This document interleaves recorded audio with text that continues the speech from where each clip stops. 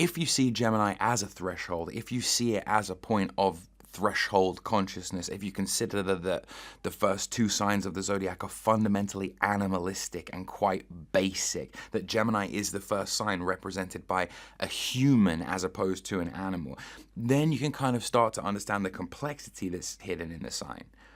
It's the first point in consciousness, if you like, where the individual can recognize itself and others, recognize the distinction between the self and others.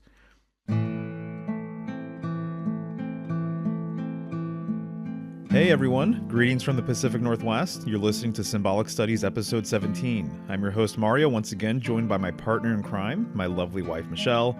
Today we'll be discussing the symbolism of Gemini, the third sign of the zodiac. But before we dive into these voicemails, which I'm really excited about by the way, Michelle, my lady, how are you? I'm doing wonderful and loving Gemini season so far. I was just out in the garden this morning planting seeds, planting some plant starts, making sure the birds are all taken care of, watered and fed. And you know, Gemini is a special sign for both of us because we both have Gemini North Node, and then I myself am a Gemini rising. So there is a lot of mercurial energy between the both of us, and I think that it makes a lot of sense in many ways. Right. Well, you know, I found that so many people who get into esoteric information, occultism, things like that, magic and what have you, they always find a fondness for Mercury. And there's a really good reason for that. So we'll be unpacking that amongst other things today. But to kick things off for this episode, we've got a voicemail from our new regular, Jord. Gemini. I'm so happy to be talking about Gemini. It has absolutely nothing to do with the fact that my Sun and my Mercury are in Gemini. I just really happen to like the sign of Gemini. I happen to be a bit of a Gemini supremacist and extremely biased often in favor of Geminis. I like the underdog. I like the misunderstood. I like I like to take an opposing view sometimes and play, devil's advocate. It probably has something to do with the fact that I'm a Gemini. It's such a misunderstood sign astrologically, in my opinion, because it's such a misunderstood sign symbolically. People reduce it down to the most basic, kind of crass, crude. Oh, well, that's the schizo sign. That's the two personality sign. That's the chitter chatter, small talk, conversation, social butterfly sign. Gemini is one of the deepest, most occult signs in the zodiac. It's ruled by Mercury, and it's a lot more than just the principle of duality. It's the connection of two things through division, which is actually a really, really hard and tricky thing to understand. When you look at the glyph, sure, it's the Roman numeral for two, and it always confused me as a kid, like autistic kid, looking at the zodiac and trying to work out why the third sign had the Roman numeral for two as its glyph. But if you actually meditate on that, if you actually consider what that is, that's a doorway.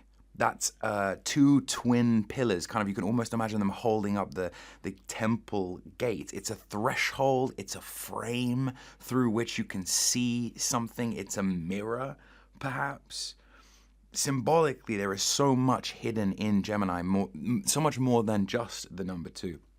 Not that the fact that the Romans used the Gemini glyph as their number two isn't significant, because it is. But I think the fact that it predates Rome, I think the fact that it's on the Dendera zodiac, I think that means something. If you see Gemini as a threshold, if you see it as a point of threshold consciousness, if you consider that the first two signs of the zodiac are fundamentally animalistic and quite basic, that Gemini is the first sign represented by a human as opposed to an animal, then you can kind of start to understand the complexity that's hidden in the sign. It's the first point in consciousness, if you like, where the individual can recognize itself and others, recognize the distinction between the self and others. If you consider Mercury, if you consider Hermes, You consider the messenger of the gods, who is patron of trade and of talking and of travel and of thieves. He rules over crossroads. He guides the souls of the dead into the underworld. Hermes is not a stable guy. He's not a stable god. He's an extremely frenetic and chaotic and fast-moving god. He moves between Olympus and Earth, or between the living and the dead, between the mortal and the divine. In the nature of Hermes, we see this chaotic, double-sided Gemini energy, and it's right there in the glyph. It's right there in the two pillars, the fixed kind of passageway. Gemini rules mercurial places, airports, train stations, chat rooms, the 10 to 100 current tabs that you have open in your internet browser. It rules the borderlands between things, the gray zones, the marketplaces. Anywhere where identity splits in half or becomes fluid and binary as opposed to singular. It's extremely heterodox as a sign. I think Gemini being on the Dendera zodiac, on the Egyptian zodiac, is actually really, really interesting. Firstly, because it's one of the oldest zodiacs that we have. But secondly, because the Dendera zodiac doesn't depict Gemini in the typical Greco-Roman way, where it's twin brothers, typically. It's Castor and Pollux, it's Cain and Abel, it's Romulus and Remus. It's this kind of mirrored masculinity. It is an air sign, it is a masculine sign. But in the Dendera zodiac, on the Egyptian zodiac, it's actually a male and a female. It's twins, perhaps even lovers. And there is this really, really interesting connection between Gemini and the Lovers card in the tarot. That to me is different. That to me emphasizes, yeah, sure, duality, but also polarity.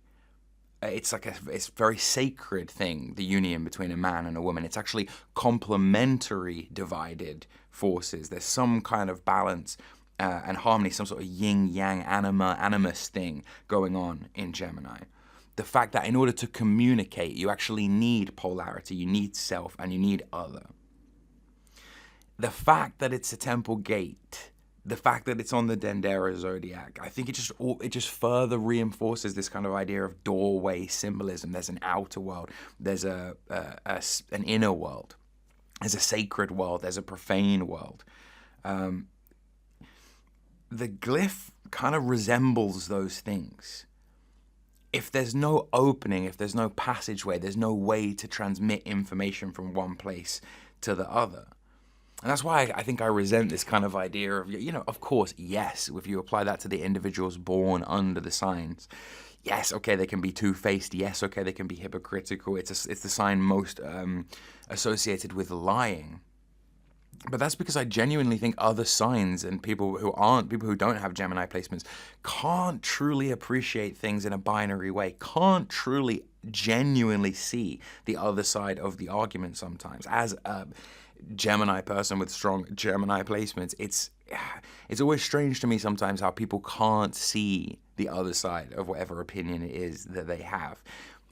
That's what twins kind of symbolize. There's the observer and then there's the observed. In a more esoteric sense, you could look at Boaz and Yakim. You can consider there's some sort of initiation in the third sign. There's some sort of, if we look at the signs as flowing out across the course of a human life, that Aries would be the literal infant, the baby to toddler, that Taurus would be the toddler through child, kind of learning the world sensorily through touch and taste and smell. Gemini is sort of the angsty teenager. There's a rite of passage, there's a rite of initiation quality to Gemini. And the fact that the glyph, that the symbol for Gemini is a literal fucking doorway, I think just should tell us something about what that part of the wheel represents. Before Gemini, our experience of the world is very immediate. After Gemini, we actually are able to understand the world in a different way, with a bit more meaning, with a bit more symbolism. Arguably, Gemini governs symbols and words and names and codes and signs. Gemini rules over alphabets and sigils and memes and propaganda and rhetoric and writing systems. Mercury is supposed to govern transmission itself. It's not just the content so much as it's the medium through which the content is shared. That's why the modern internet is profoundly Geminian. It sort of absorbs accents and moods and styles and ideas. I think this is often why Gemini people are accused of being so fake. But from an occult point of view, from a symbolic point of view, they're not fake, they're just fickle. They're mirrors. You know, mirrors don't have a fixed face. Mirrors change to reflect whatever is in front of them there. But they're arguably much more true, right? The reflection in the mirror is arguably a lot more true. There's something schizo and two-faced about Gemini, but I do resent the hypocrisy accusation. I do resent the kind of lying accusation. Another place symbolically where you see this is in the caduceus. You see this in the staff of Mercury, in the two dual twin snakes that kind of wrap themselves around that pillar. A lot of connections to Kundalini and to the left brain and the right brain. And if you want to get really Gemini and really schizo about it, perhaps to DNA and to the symmetry that's embedded in us and in the code and in the information that makes up us. But yeah, like I said, just a deeply, deeply misunderstood sign. I think it's profound that it's so old. I think it's profound that it's on the Dendera zodiac and that it makes up part of the ancient Egyptian cosmology. I think it is obviously expressed very interestingly in Greece and in Rome. But it's best understood as a doorway that is created when something that is unified splits in half, splits into division, but also into polarity. You have to remember that without separation, there is no communication. If you don't have two pillars holding up a roof, you don't have a doorway. And without duality, it's actually not possible to be completely conscious. Gemini, symbolically speaking, is best understood as the opening through which symbols are able to enter the world. I just want to thank Mario and Michelle for letting me do this and for letting me glaze my own sign for 10 minutes. My name is Jord. You can find me on YouTube at Jord. All right, Jord, thank you so much for that voicemail. Excellent stuff as always. You guys can see why we wanted him to be a regular here. Really glad he said yes to that because I find his information valuable and I know you do as well. Oh, yeah. And there's so much great stuff here to riff on. What he said about the doorway, as an example, is something that obviously makes a ton of sense. And when I think of the doorway, I can't not think of the doorway towards the center of self, the doorway within, the journey within, the inner journey.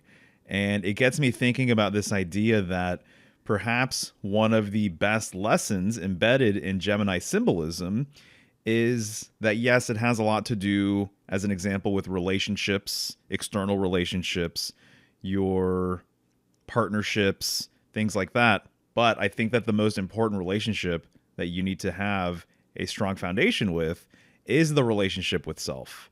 So there's a whole entire weave here where Gemini is actually speaking about your relationship with what you could refer to as your invisible twin. Right. Or your spiritual double. In Egypt, they referred to this as the Ka. So when I think of doorways, that is something that I do think of, is this inner doorway. Similarly, he brought up the mirror. And the mirror is obviously a potent symbol to talk about here with Gemini symbolism. And so it's the relationship you have with the person you symbolically face in the mirror, right? And it's interesting too, just mirror symbolism. It's been said in one of my favorite symbolic dictionaries that the mirror is the symbol of symbols, in that everything is reflective of the original principle or the center or whatever you might want to say on that end of source. So definitely mirror symbolism is in play here. And of course, Mercury ruling these places that are liminal, the spaces in between spaces, right? The doorway. He mentioned the airport. He mentioned the internet as being a very mercurial place. Absolutely. And in that way, I think it's really interesting too, that in some schools of thought, in some traditions, Mercury was kind of used as a term for ether or spirit, in that it's everywhere. It encompasses all. So Mercury has been used to describe essentially, everything. And I know that's very broad, but I think it's interesting that there are traditions where they have words that kind of are all encompassing. As an example, I always think of Star Wars. I'm not even a Star Wars guy, but the Force, this force that permeates everything, that is imbued in everything, that nothing is really separate from it. So you can tap into that force and use it for whatever your will may want to do. And so Mercury has been used in very much the same way. I know voodoo, that's another word that in some traditions, voodoo literally is used for that exact same thing. And so Mercury can really be used in a similar sort of fashion. And as it relates to mercurial places, rightly so, the glyph of Mercury comes to mind in that it looks like a doorway, as he was saying. It looks like a portal or an opening of some sort. And even when you just imagine Roman numeral 2 and you envision two pillars, I've said this many times, but there's this implied third pillar. In actuality, it's the first pillar, but there's this implied third element there. And here we are talking about the third sign. It's interesting that some mercurial figures are related to the number 3, like Hermes Trismegistus, the thrice great Hermes. The number 33 is said to be a very mercurial number. The number 3 is said to be the magic number, right? Or a very magical number. And so this is also true with relationships, that whenever two people come together, there is this third quality that's expressed. In the most basic sort of way of breaking it down, you can think of mother, father, and child, man, woman, and child. And so this is perfect because this relates to the Lover's card. You're always going to see a third figure in the Lover's card beyond just the groom and the bride. And related to marriage, all of the symbolism has a major, major relationship with marriage itself, but on a more esoteric level, what's known as the alchemical marriage or the royal wedding. And sometimes these stories use a queen and a king to encode symbolism of the yin and yang coming together. And sometimes they're unified in a sacred bath, or they're unified in some sort of ritual or what have you. There's actually a really famous work called The Alchemical Marriage, I believe, by Christian Rosenkreutz, and it encodes a lot of this symbolism within it. But as Jord said, you can't have communication without separation. He said something along those lines. Absolutely true. So another way of saying this would be, you can't have unification without separation or division. And what do you know? Number 2 is actually the first number of division.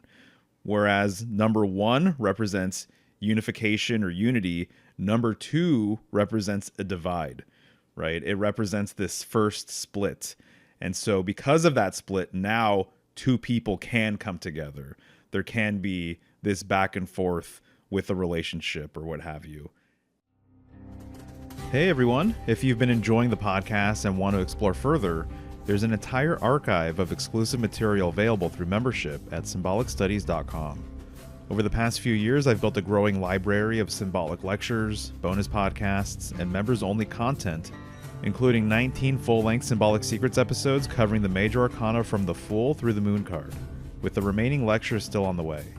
New material is continuously being added throughout the year, and members also get early access to every new podcast, including this one. If this sounds interesting to you, head on over to symbolicstudies.com and explore the archive. Membership is only $5 a month and directly supports the show.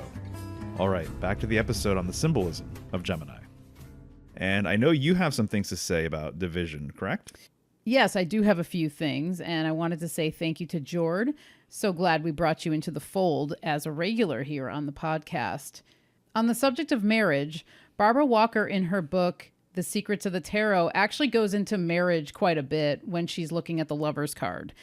And one of the things that she talks about through the lens of tantric philosophy is, quote, only through physical union with a female can either a man or a god achieve true contact with reality and the power to deal with it. That is really potent to me and makes a lot of sense.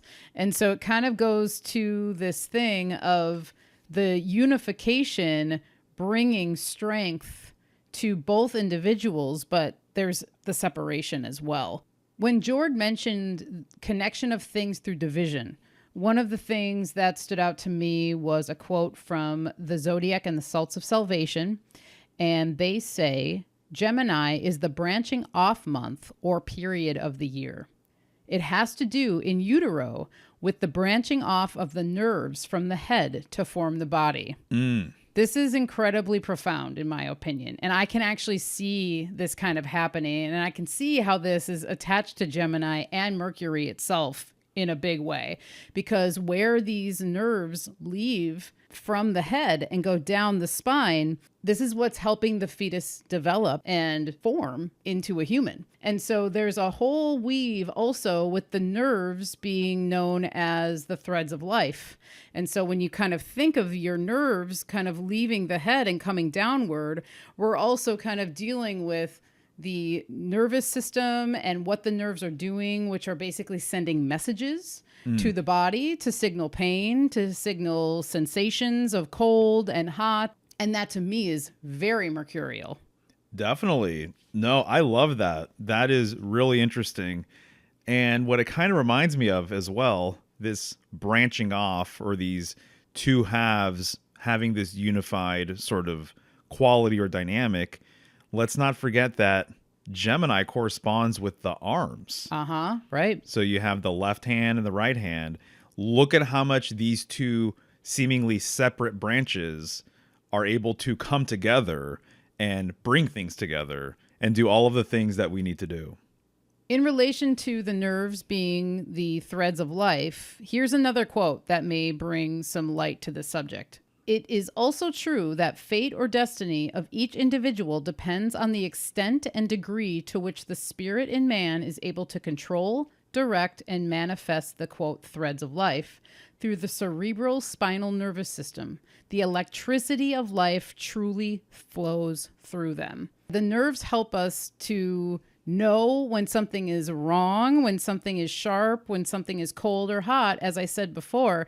And so there's almost like this warning system that happens with the nerves. So when your nerves are thrown off, or if your nervous system is thrown off, anyone who's experienced that knows that just moving through a daily schedule can be more challenging when you aren't centered within your nervous system. So this really illustrates just how important this aspect of our body is and why Mercury rules it.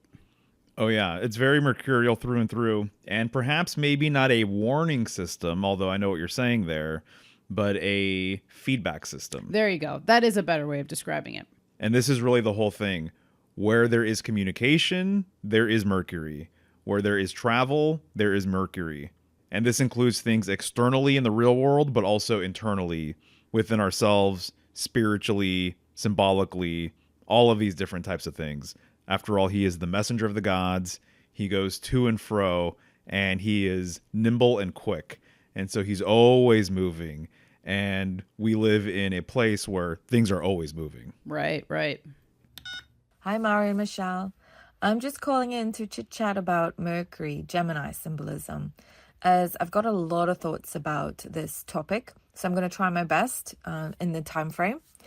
So let's start with one of the modern pop culture characters that I've always identified as having very mercurial qualities is the beloved Peter Pan. You know, the boy who never grew up and is always pranking Captain Cook. To me, he just perfectly captures the kinetic energy of Mercury, Hermes, as I associate the childlike spirit, the youthfulness, with Gemini folks that I know personally. They also seem to have this strange ability, Gemini folks, particularly Gemini ascendants, to never look their age, but usually younger than they actually are. Mercury Hermes holds this universal archetype of the trickster, which we find across all cultures, really, in various forms in folklore and fairy tales, like the crafty crow or the cunning coyote or fox, the mischievous monkey, and in mythological figures like the Norse Loki Or in the Caribbean, we have a Nancy, the spider. Or even just a court jester or clown. Someone like Donald Trump even. Anyway, the trickster is often a shapeshifter. He's able to traverse between the polarities, acting as a disruptor that often breaks up the tension in a story. And sometimes he even ends up helping the hero indirectly. They play a pivotal role as a catalyst in shaking up the status quo. And while Gemini is closely associated with the concept of duality, which honestly I think that can be found in all zodiacal archetypes, but Gemini's is a bit more obvious with the twin or double symbolism, for example. However, there's often a third hidden element to be discovered, like the philosopher's stone, the product or child as a result of the union of opposites. Take, for example, in the major arcana, the Lover's card, associated with Gemini.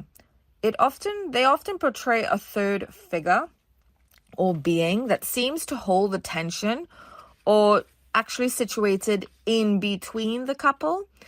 This third being is, to me, emblematic of the power of three.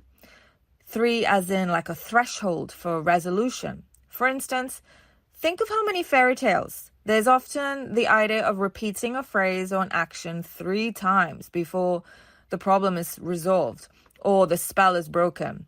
We have sayings like, it happens in 3s or third time the lucky charm. It almost makes me think of Mercury as the ruler of the third house, of the house of communication, that it is alluding to the notion that the polarities that exist even within ourselves need to communicate with each other. And through that understanding and acceptance, all aspects of oneself can be unified. And coming back to this idea of the in-between nature of Gemini and Mercury, this reminds me of their mutability in the zodiac. In fact, all the mutable signs, Gemini, Sagittarius, Pisces, and Virgo, can be found in tropical or seasonal-based astrology occurring in the months that are between seasons. For instance, in the case of Gemini, which occurs somewhere between the ending of spring and the start of the summer season. And speaking of summer, in terms of sidereal astrology now, we are currently still in the age of Pisces, meaning in the northern hemisphere, at the spring equinox, the sun is actually in the Pisces constellation, and at the summer solstice, the sun can be found located in the Gemini constellation, and this is due to the Earth precessional cycle. So essentially, we have a mutable solar cross in this age of Pisces, with all 4 mutable signs at the respective solstice and equinoxial points. I see this as probably a sign of the times in the part of the precessional cycle that we are in now. Everything feels a bit up in the air, a bit in limbo, Now, I want to briefly discuss correspondences symbolically in terms of medical astrology. So, Mercury governs the brain, and we could essentially divide the brain into 2 main systems that work in tandem.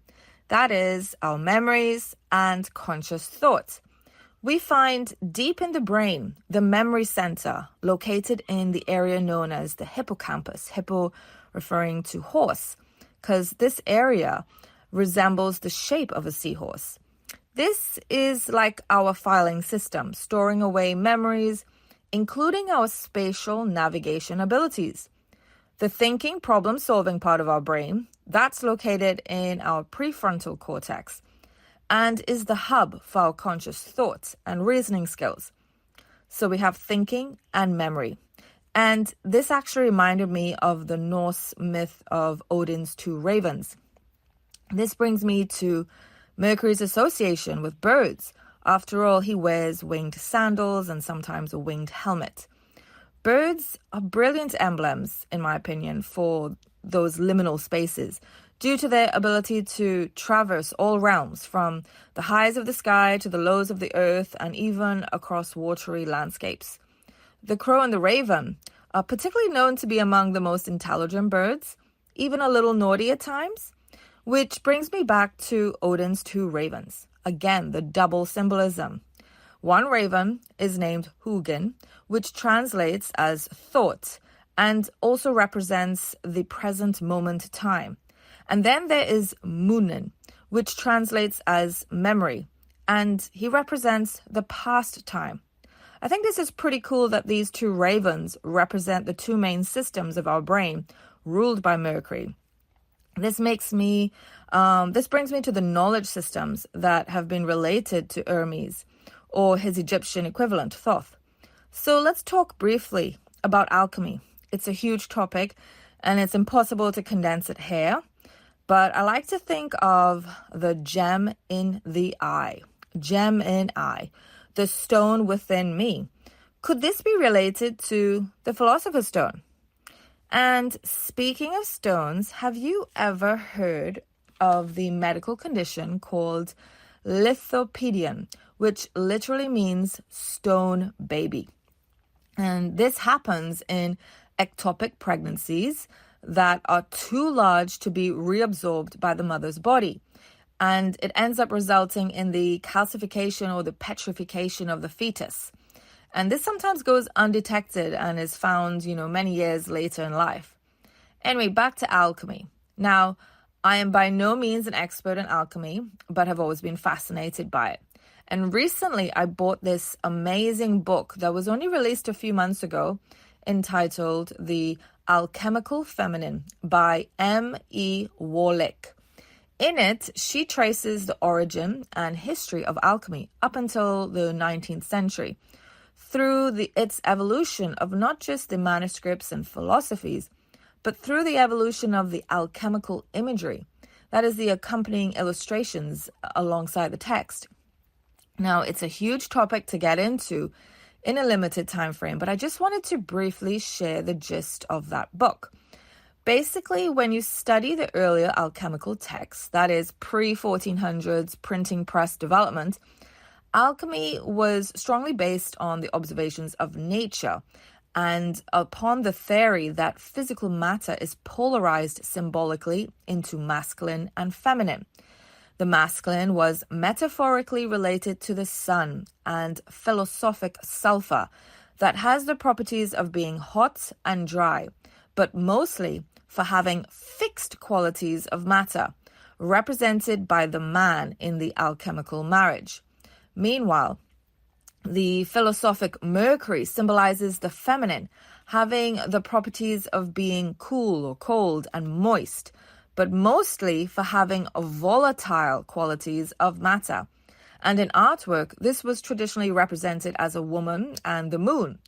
But what happens over the centuries is a common trend we see, whereby there's an overwhelming shift in the increase in masculine or androgynous figures, which outright replace the woman, the feminine, in the alchemical imagery. The author, M.E. Warlick, attributes this shift as paralleling what was happening in Europe over the centuries, culturally, socially, religiously, and politically, with events like the Protestant Reformation and the Scientific Revolution, that by the 1700s, we find a very androcentric society dominating and regulating women to a low status, and not being able to play an important role in society. So this was reflected in the masculinization or the androgynous nature of the philosophic Mercury symbolically. This contrasts strikingly with the earlier beliefs in alchemy, which in fact perceived philosophic Mercury as the mother of the Philosopher's Stone, that by the medieval era we find the idea that the philosophic Mercury contained both sulfur and mercury, in that she already has everything within her needed to complete the work. And thereafter we begin to see the feminine figure, the woman, be gradually replaced by the androgyne or totally masculinized. It gets particularly confusing in alchemy with the multiple meanings of Mercury. So we have the philosophic Mercury, which I've been talking about, the liquid metal Mercury or Quicksilver, and then the planet Mercury. And later on, by the 1600s, the mythological characters started to be overlaid. And in many ways, they did distort a lot of the alchemical principles. And then we meet the mythological god of Mercury embedded into alchemy. Now, I'm going to stop here on alchemy, but because I want to return to a theory I shared in the Pisces podcast episode about twin symbolism and the placenta symbolism. This idea of our spirit double as symbolically represented by the placenta. So let's take a look at the most famous hero twins that are associated with Gemini, particularly its constellation, Castor and Pollux, whose mother, Leda, was a Spartan queen impregnated by Zeus in the form of a swan. Now, it's generally thought that Pollux, the immortal twin, was the son of Zeus, and Castor, the mortal twin, who later dies in a battle, was the Sparta king's son. But let's look a bit closer at their names for clues to their real identities. After all, a name is never just a name. Castor etymologically comes from the word castoreum, which is the name given to the anal excretions from beavers. These excretions were used in ancient Greece and Rome to cure respiratory ailments and aid menstruation. And for midwives, they used castoreum to assist in the expulsion of the placenta. Could the name Castor be alluding to the genetic double of the baby after all, the placenta? Now, let's look at the name Pollux, the immortal twin. The word Pollux means very sweet or much sweet wine. I discovered that in ancient times, in Sparta of all places, they would test the fate of a newborn child, a son, by bathing the baby in wine. A weak baby would cry and convulse, a sign that they'd be destined to be slaves. But a baby that did not react to the wine, but endured the stinging and fumes of the wine, would grow up to be a great warrior or have good fortune. Interestingly, as well, in Sparta, they also used the sweet wine to soak bread in it, which they used to wean babies off breast milk. So we can perhaps see encoded in this twin symbolism that Pollux represents the actual baby born, and his twin Castor was the placenta expelled and slain by the cutting of the umbilical cord. We can also do a similar breakdown for the other famous twins like Cain and Abel or Romulus and Remus. But I need to wrap this up pretty quickly, so I want to briefly mention the connection between bricks, mud bricks, and childbirth. You see, long before the hollowed out birthing stool or the birthing throne chairs, we find archaeological evidence from ancient Egypt, found in text and even imagery depicting childbirth scenes in which there are 2 or sometimes 4 birth bricks, which were used by the mother to support her during labor. She would stand upon them to squat and deliver the baby. They were not just any mud bricks, but were thought to be magical bricks, as they were decorated with protective motifs in the hope to ward off evil and protect the mother and baby. The mother would place a foot on each of the bricks. Ultimately, her body is forming the archway between her legs, standing on these large rectangular bricks. She becomes the doorway or the portal delivering the baby into this world. The woman as the gateway to both life and death. I'm going to have to end it on this note, though. I'm running out of time, but thank you so much, guys, for sharing this space with me, allowing me to ramble out some of my thoughts and my research. And if anyone's interested and wants to find me online, you could find me on the Substack as the Venus Diaries. Thanks again, guys. All right, Katriena, thank you so much for that voicemail. Always bringing fantastic information our way. I really love that one. And you ended on something really intriguing here, and I can only assume that you're bringing it up because it relates to something else that we've discussed regarding Gemini symbolism, but these birth bricks that you said were magical bricks, that's fascinating, and you're reminding me that I have come across that before, but what a lot of people don't know, so in case this is the first time you're hearing this, Gemini season in ancient Babylon was referred to as the brick mold. And this is really, really fascinating because it actually brings together a handful of different myths and sort of different motifs. As an example, in the tarot, the classic way the sun card is depicted is that you will see two children in front of a brick wall. These two children essentially are emblematic of hero twins, and I think a lot of times they're actually specifically referencing the Roman hero twins, Romulus and Remus. Their most famous storyline is that they built the first wall in Rome. Romulus kills Remus and founds Rome. Essentially, that's where we get Rome from. And so you will find illustrations and references to this killing at this wall that they were building brick by brick. And it's also interesting, too, there's a lot of really, really intriguing Freemasonic connections with Gemini as well. As an example, you will see twin pillars in a lodge. This is not unlike seeing twin pillars at a synagogue as well. And they call each other brothers. Interestingly enough as well, the Lover's card was sometimes referred to as the brothers. And even Crowley, he puts Cain and Abel in his version of the Lover's card. So the lovers could be referred to as the brothers. I've also heard that it was referred to as the marriage card. Yes. Right? And so anyway, the brick Gemini connection, really, really interesting. I could actually go on and on and on about that one. But as you brought that up, I'm like, I have to speak on that. And regarding childbirth, you're always informing us about placenta symbolism and how profound it really is. I love what you brought up regarding Castorium with Castor and the placental sort of dynamic with Castor and Pollux. Very, very interesting. I had never heard of the sweet wine connection or the whole idea of bathing your baby in wine to see how they react to it. Really, really intriguing. Also, you mentioned that woman was replaced by the androgyne, if I'm not mistaken, as it relates to alchemy. To me, that's a fascinating sort of connection as well.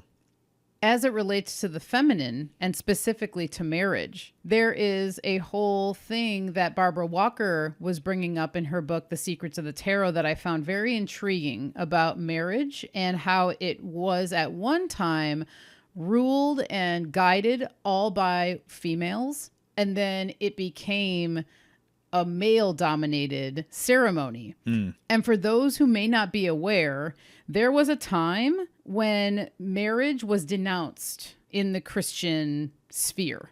And so it was kind of looked at like something that was taking man away from being a, quote, man of God. Right. And so then their attention was being split between the woman and then God, and they wanted it to kind of be all focused on God. At least that's the generalization that I'm getting from the gist that Barbara Walker was putting out there.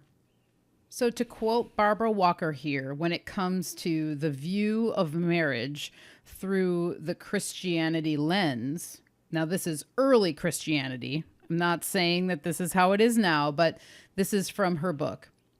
Early Christian fathers opposed marriage as a, quote, polluted and foul way of life. Saint Jerome declared that the chief purpose of a man of God should be to destroy the institution of marriage. This is super interesting to me because I really do think it goes back to what I was talking about, of that they may have looked at this as woman as a distraction. And so, you know, anyone who understands simple biology and how men and women operate, men are attracted to women, women are attracted to men typically, and men have a larger sexual drive than a woman does. So I could see why it may have been looked at as like dirty or sinful to want to have this union with one woman to be able to procreate. That's just me spitballing here. A marriage ceremony was performed by a high priestess, and it was very traditional for an elder woman to be the one that was facilitating the ceremony of the couple. And so to me, it goes along with what Katriena was talking about, and also what we have noticed throughout history when it comes to the feminine was the original source of a lot of the power, and then it was kind of dominated by the male principle. Well, yeah, that makes a lot of sense. And obviously in the Bible, It's Eve who eats the forbidden fruit. The first handful of references to women, there's something secretive, or there's something sinful, or there's something that is going on that alludes that women aren't basically of the light or imbalanced or something along those lines. You know, to me, there's a lot of solar symbolism in Christianity.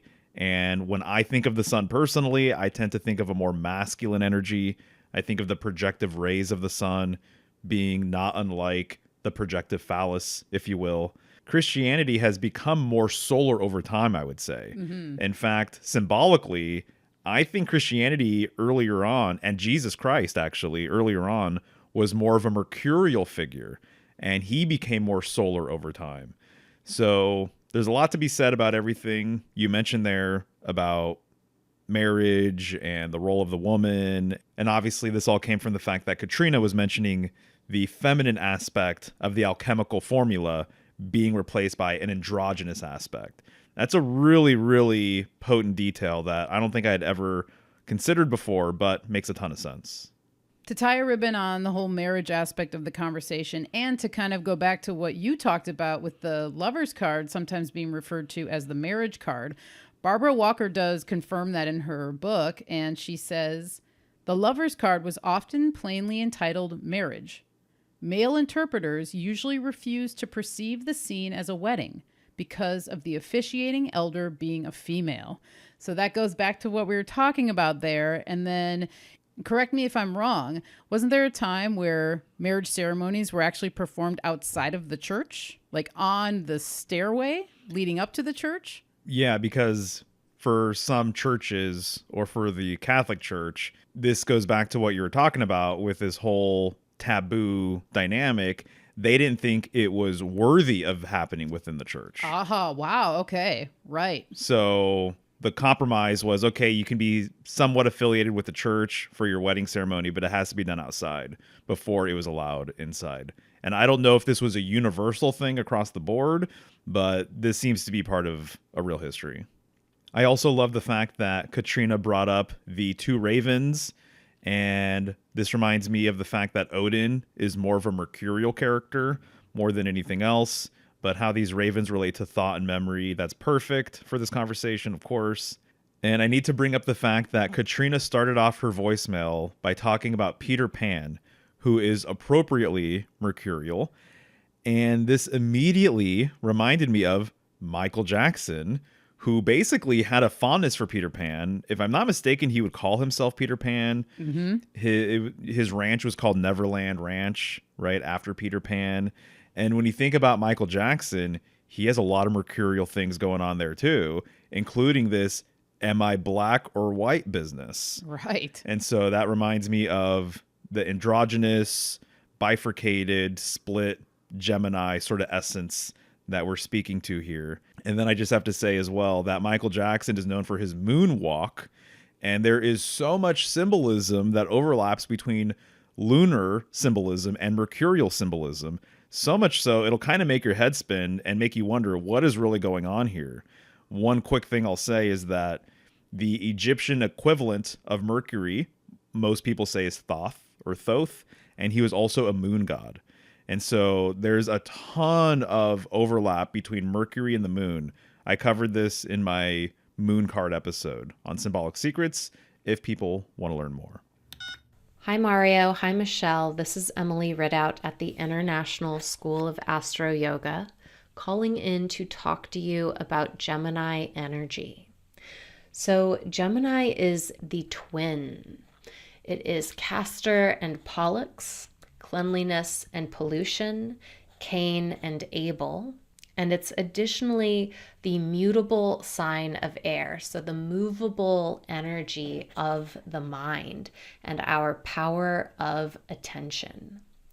So when we're looking at Gemini energy, we're looking at something very distinct, which is the capability that the mind has to spiral in particular direction according to a stance we've taken, an opinion we've formed, or something we've chosen to give our power of attention to.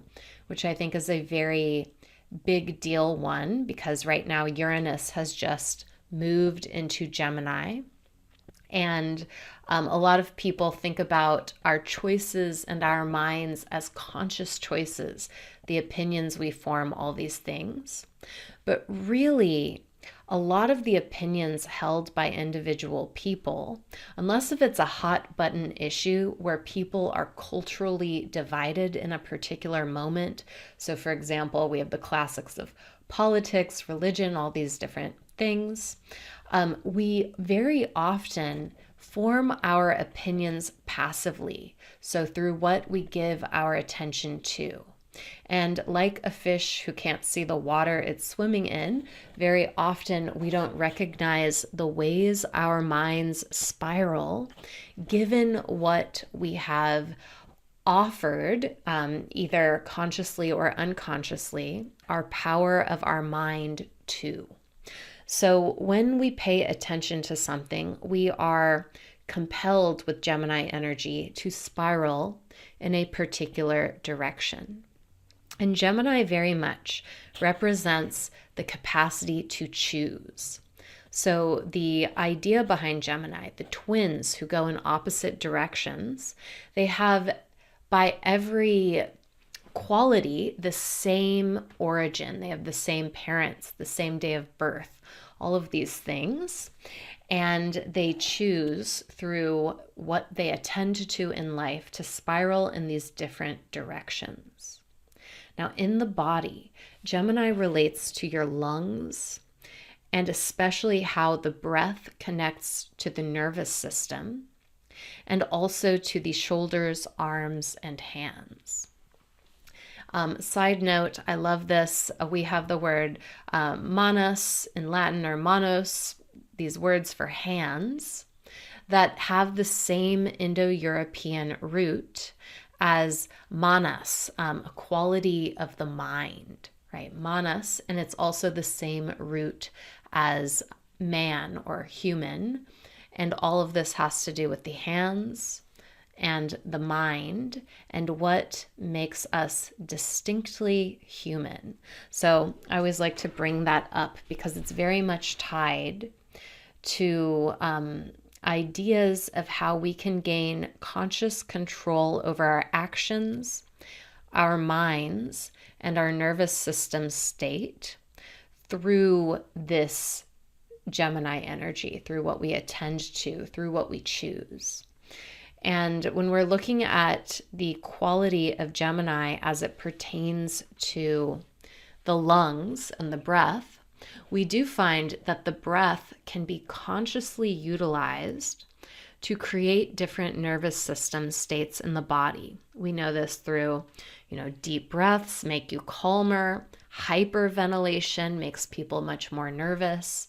And we have the capacity at any point, if we do it with our minds and our breath, to attend to this. Now, in addition to this, Gemini is connected with some tarot cards that I'd like to bring up. One of them is the Lovers. That is the card directly associated with Gemini. And if you go to a typical tarot reader, they'll often tell you, it means there's love in your future. And in a reading, it very well might mean that. But in addition to this, it shows a connection of right relationship between the levels of your own consciousness. So it shows the angel representing the higher realm of consciousness, your higher self, the highest we can imagine or attain to, looking over a man and a woman who are nude. And the man typically represents this quality of manas, right? The mind as it is self-conscious. And the woman typically represents the power, the subconscious underlying what the mind is experiencing. So they have equal power. Well, the power lives in the woman there in the subconscious. And then the manas represents the mind, which is looking at the woman and the woman is looking at the angel. And this is just so perfect because it's the mind's capacity to become conscious of what is unconscious, right? The mind's capacity to see what is hidden beneath the surface.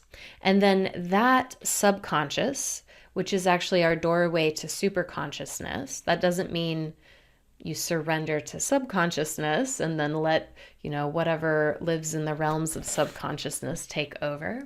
But there's this interesting connection there where the right relationship of the mind to superconsciousness is that it is attentive to, for example, in meditation, in deep listening, what is operative? What is operative in these subconscious realms? Now, that could be your own personal subconscious. We also, in these systems, attend to what the world is reflecting to us, so the information coming through. And then we see that the woman is looking to the angel. And that is the proper relationship because you don't want your subconscious to respond solely to what your conscious mind says. We know this because so many of us worry or have other things going on in the mind or have negative suggestions implied to ourselves.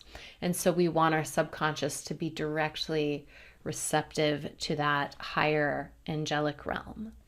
So there's that. And then Mercury, the ruler of Gemini, connected to the mind, right? Connected as the messenger to the gods, the messenger between us, our small self, little m me, right? And then the high self, the self that's more connected and to the unity of all beings.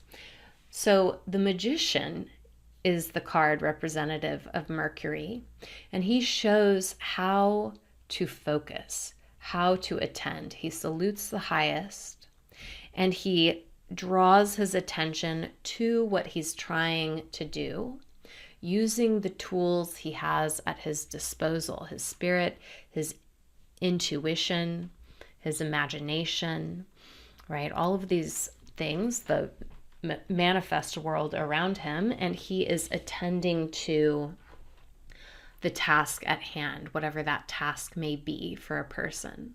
You also see that he has a red robe on that he can take off, and this shows a right relationship with the desire nature, right? The desire nature isn't tied to him like the white robe of innocence, right? It's something he can add on, is this fiery Martian energy. I think I said desire nature, but the energy to achieve the desire, which is Martian in quality. So these cards, I think, really help us understand how to use Gemini energy well, because we see a relationship of saluting the highest, of always turning to the highest, of looking to the highest.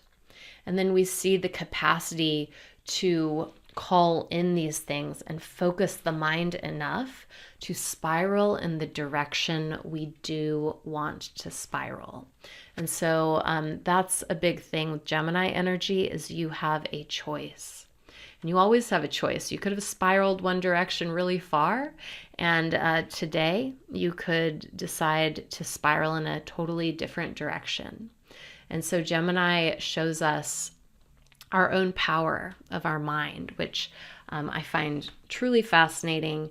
And I find this conversation around not the opinions about the hot button issues, the things people argue about that you think you have an opinion about, but the opinions that we've formed without knowing, right? Those are very interesting opinions to begin to look into, to dismantle, to consider. Okay, that's probably about enough for me today, but I just want to say thank you. I always enjoy your all's work, and keep doing what you're doing. It's good stuff. All right, Emily, thank you so much for that voicemail. Lovely thoughts, as always. I really like the fact that you brought up this idea of spiraling in different directions, that the twins spiraled in different directions, but that they came from the same place. For people who don't know, this is a theme with the Gemini twins or hero twins, that they're born from the same egg, they came from the same seed, something along these lines, that they're of the same essence. But as Emily's saying, they spiraled in different directions. And the reason why I like the spiral is because, one, it's a beautiful sort of image just to have in your mind's eye. But when we think of movement, we tend to think of forward or backward, left, right, up, down, something along these lines. But the spiral is obviously very much appropriate and in play as well. So I'm just glad that you brought that to my attention, because it's not exactly how I tend to think of movement, but it makes a ton of sense, especially this dynamic of the twins coming from the same place, coming from that central dot, if you will, and then the spiral emanates from there. What also comes to mind for me when we talk about the spiral is the conduction of energy and how stirring something in either a counter or clockwise direction has different energetic implications for whatever you're stirring. And there's this vortex that's created that no doubt is creating an electrical charge in its own way, whether it's physical or it's an actual just like feeling of energy that's being imparted into whatever you're stirring. Right. Well, what I've always said and what I have come to understand, that this seems to be, I don't think necessarily universal, but fairly universal. A clockwise spiral or clockwise motion is more expansive, and then the counterclockwise is more contractive. Right. And so I think you could probably overlay this with the Gemini twins as well, with what they're all about. One being more of the world, another one being more spiritual in essence or of quality. Also, I want to mention the fact that she brought up the angel in the tarot card as your higher self or highest self. Absolutely. That makes a ton of sense to me. And one thing that maybe I just want to put out there, especially the Rider-Waite version of the angel, which some people have said looks like Lucifer, but there is a sun seemingly behind the angel, and it's radiating.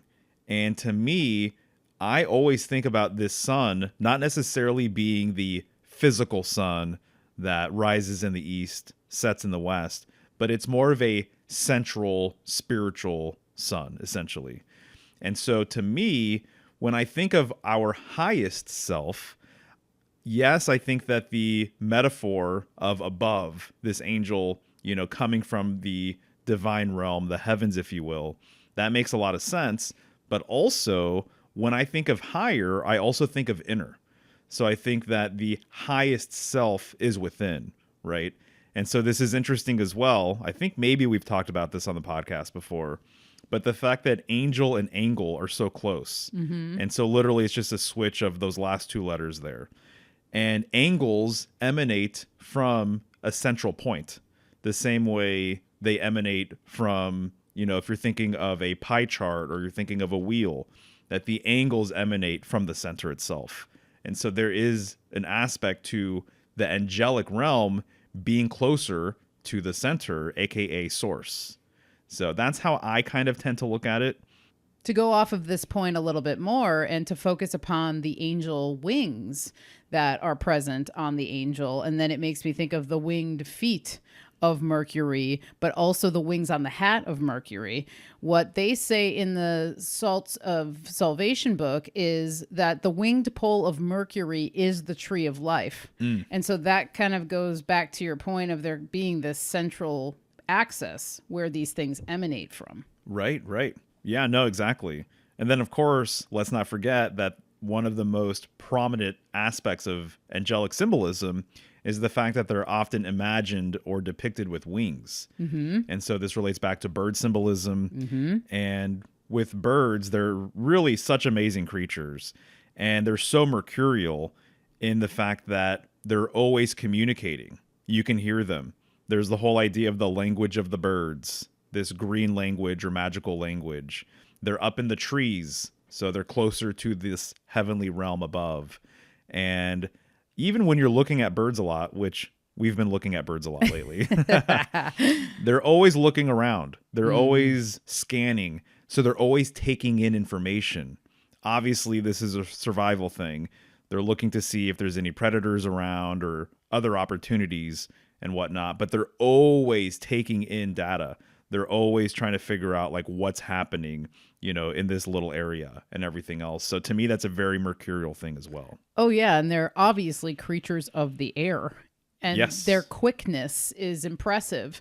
And also, once you start to pay attention to the birds, speaking of language of the birds, even though that's a metaphor, I've been able to now tune in to their languages a little bit more and to actually be able to identify certain songs of certain birds and knowing when it's a call that there's food available or there's a call being put out of caution, Right. That there's danger present. And so you can start to differentiate these calls and really start to understand what they're communicating.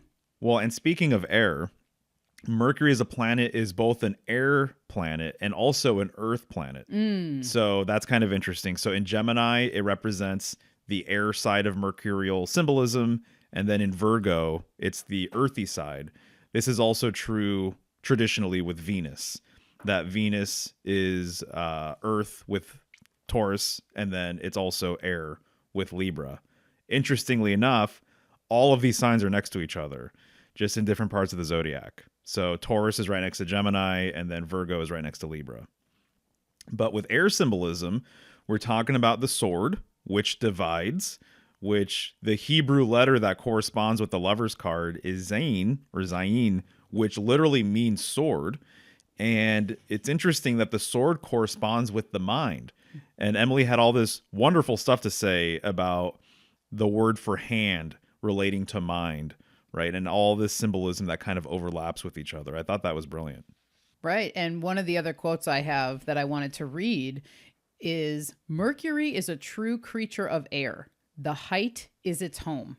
I love that. It's very simply put, but it also goes back to everything we're talking about, even with the birds, is like they are up in the air most all the time. I mean, obviously there's ground birds, but those birds still do fly. Yeah. Well, this makes sense too with something else that Emily brought up with the magician card. The magician is holding his wand and he's pointing it where? Right. Up to the heavens. Up to the heavens. And so it relates to that. I like that she brought up that the magician has this relationship with how to focus, and also bringing up the fact that it's wearing a red robe, and she was connecting that with Mars, which to me makes a lot of sense. So related to all of this, the magician is the first card of the major arcana. And so this is after the Fool, which relates to 0. But the number 1 is symbolic of the central pillar. It's symbolic of this polar dynamic that I'm always talking about. And so if we're looking at the Gemini glyph is made up of 2 pillars. And if you really want to understand twin pillar symbolism, look into the single pillar. And that is a rabbit hole that will last you a really, really long time. And so the 2 pillars, or the twin pillars, once again, has a third pillar in between symbolically. Look no further than the Kabbalistic tree of life for this central pillar. But the magician, he is basically embodying that central pillar. That is what he represents. He is very vertical and very upright. And because Emily brought up the robe in the Rider-Waite deck, it basically is creating a pillar on his chest. He's wearing white underneath that red robe, and that white space in the middle of his body looks very, very pillar-like, because that's really what he is. And the magician card corresponds with the Hebrew letter Bet, or Beth, which means house. The way I interpret this, he's basically saying, I am the central pillar in the house of God. He's basically saying, I am the world tree, essentially. And it's not uncommon for magician cards to actually have a world tree in the background. Usually it's off to the side. But to me, this is clearly what he emanates. Crowley was onto this. The Crowley version of the magician card, there's this very obvious pull behind him, which basically relates to the world tree, relates to pillar symbolism, all of these different things. Hey everyone, it's Mario once again. If you've been getting something out of this season's Gemini material, Michelle and I also recorded a companion After Hours episode exclusively for members where we continue the conversation. We dive even further into the esoteric symbolism of Gemini and continue to decode what didn't make it into this episode. And I have to say, we covered some really interesting territory. After Hours is part of the growing Symbolic Studies archive, available through membership, alongside the full Symbolic Secrets lecture series, bonus podcasts, and other exclusive material. You can explore the archive and become a member over at symbolicstudies.com. Membership is only $5 a month and directly supports the show while giving you early access to every new episode. All right, back to the symbolism of Gemini. Great stuff as always, Emily, if I hadn't said it already. But, I love the aspect of bringing in the correspondences of the body. And Emily specializes in medical astrology, so she always does bring this to the table. And she did mention the correspondence with Gemini and the lungs. And another quote I have from, yet again, The Zodiac and the Salts of Salvation. Have you guys picked up on that? I actually really love this book and think it's super valuable for every library, anyone who's interested in astrological information or anything along the lines of what we talk about here. But what they have to say about the lungs is, the bronchi are the branches which convey air to the lung cells, which we may term the twigs and leaves. For here is where oxygen, spirit, or prana combines with the blood for the arterial system, producing a combination of earth, air, fire, and water. To me, this goes along with what Emily was talking about of just our energy and where our mind goes and how air and the breath of life is so important. Obviously, it's the only way we survive. But what this really drives home is the quality of air and the quality of even information or things or substances, food, liquids that we're putting into the body and how it all kind of comes together. In the same vein as this, one of the other things I wanted to touch upon is what Emily talked about with the spiraling thoughts and things like this. A couple other quotes I have here. One, which is pertaining to truth, and which I think is a big Gemini theme, is speaking the truth and finding the truth and seeking the truth, which I think, like what we talked about in the beginning, you mentioning Mercury and Gemini, a lot of times influence people to be looking into things like the occult or the hidden things, but you're wanting to find the truth. And so this quote is saying, truth is very simple and easily understood when the brain is in good condition, for there is a clear and logical explanation for every problem. But the cerebral cells, as well as all other cells, must be supplied with the proper mineral, food, and kept free from acid accumulations and poison. Now, to me, this really speaks about what I was saying with the quality of things put into the body, the quality of air or what have you, that when we are putting in things that don't benefit us very much, we typically come down with something that's called brain fog, or you feel cloudy, you feel like you're not running at 100%. And I think that when we look at the subject of truth and clarity, they go together. And that one of the things in society that is happening or has happened over time is that the more things that are clouding our vision or are clouding our thoughts are preventing us from either finding the real truths or speaking the real truths or even seeing the real truth within ourselves. And that's one of the things that came to mind when she was talking about the spiraling. You can choose to spiral one way and you can choose to spiral the other way in a very short amount of time. But I think that the quality of things that you're thinking about or, quote, spiraling on really make a big difference. Right. Well, it seems as though you're going to spiral one way or the other. Exactly. And so are you putting good things into your body? Are you consuming holistic content, as an example? Right. Information and all things. Yep, exactly. So it's like trash in, trash out. Mm-hmm. And so it works the opposite way as well if you are consuming good things, right? And this is interesting too, because this reminds me of something that I mention all the time with some cards in the tarot. If there is a card in traditional decks where it's very cloudy, this implies a lack of clarity. Mm-hmm. So the air itself, the sky itself isn't clear. because there's clouds. Sometimes they can be wispy. Sometimes it can look like a storm is coming through, but there is this lack of clarity. And conversely, when things are very clear out in the sky, it implies that there is a focus or that there is an aim or there is this clarity. And so I'm thinking of the Ace of Swords where there's a hand holding that sword. And usually in decks, if there's clouds, there's a clearing above that sword. Right. Because the sword itself actually has a lot of clearing symbolism associated with it. Indeed. In fact, in some magical contexts, the sword is used to diffuse negative energy. And so it kind of clears the air, right? So that's what the sword is good for.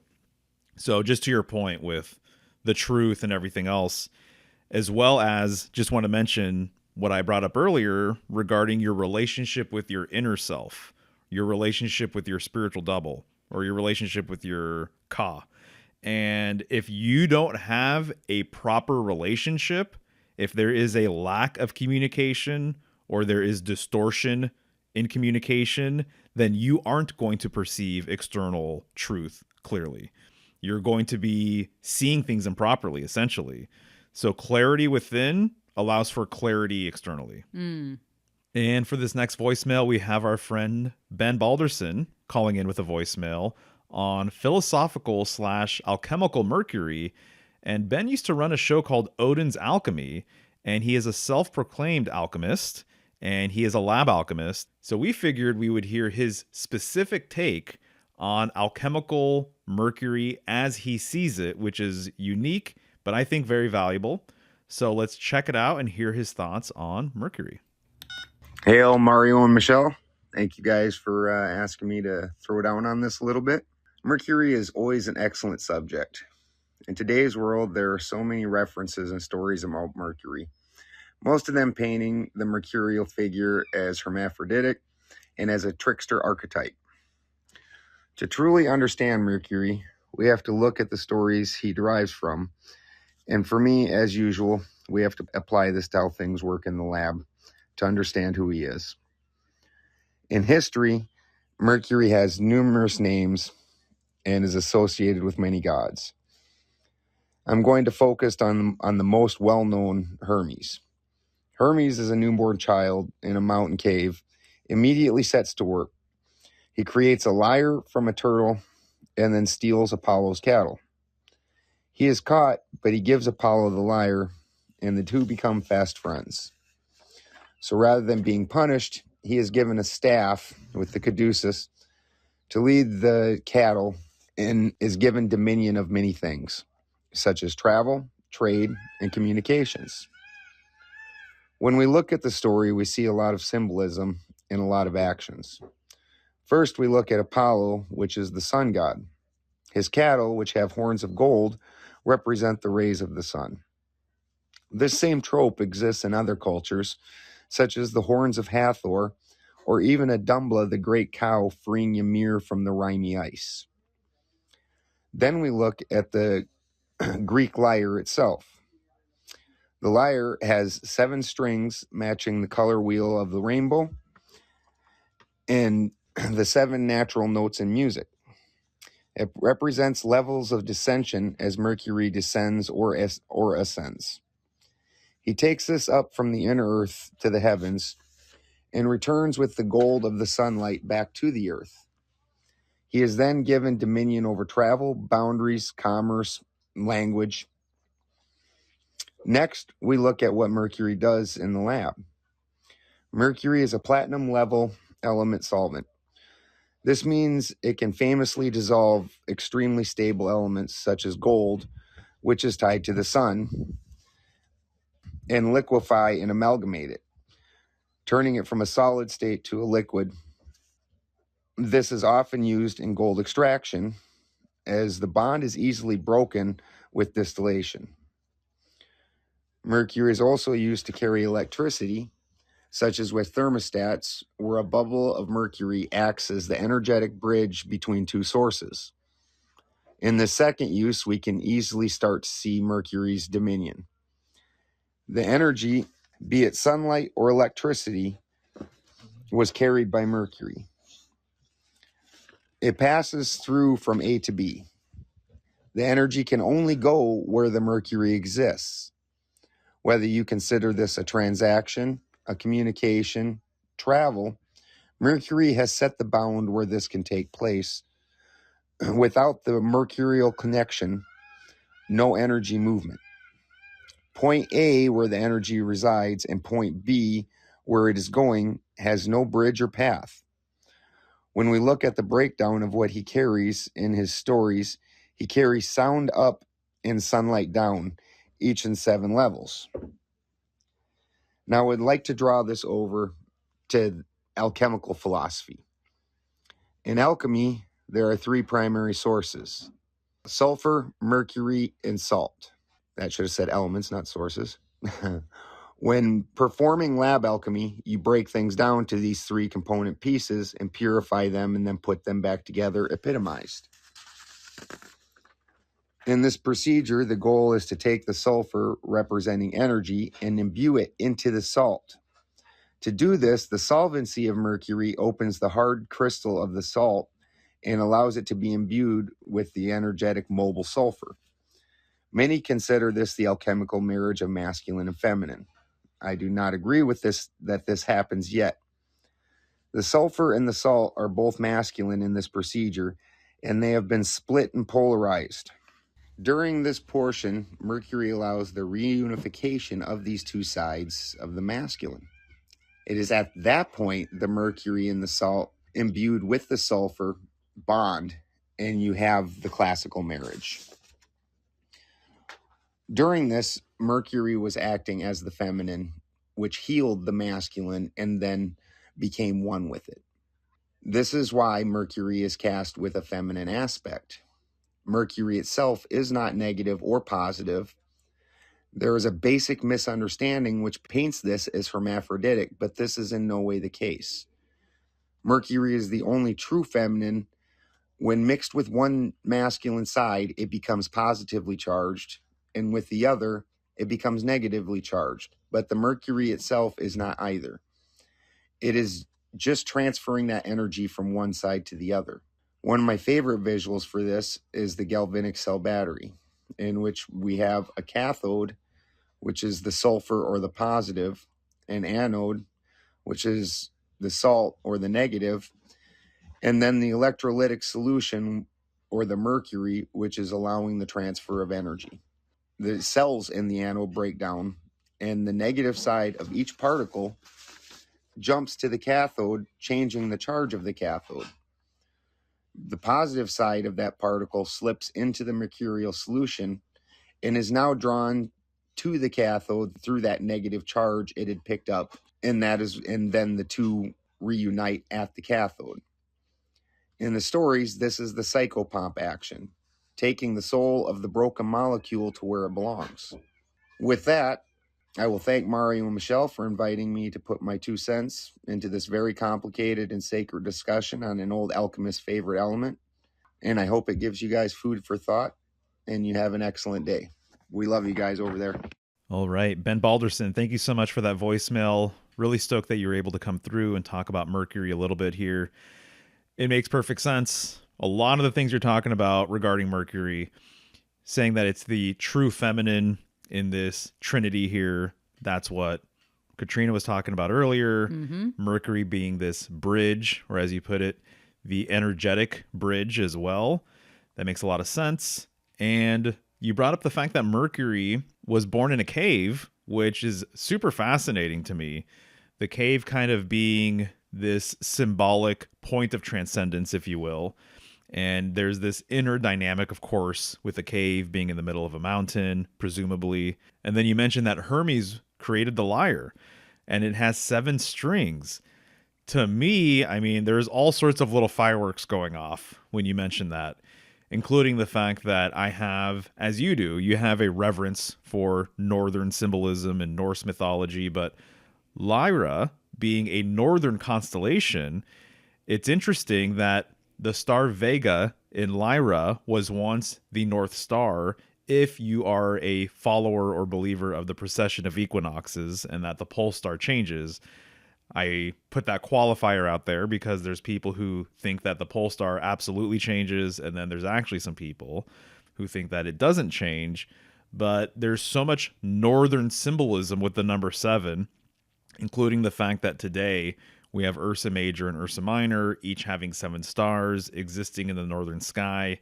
And when I think of Hermes going between realms on this bridge, I can't not think of the world axis. And that basically Mercury Hermes goes between these different planes through this central bridge, which has been described as a world tree. And so to me, that's all pretty fascinating stuff.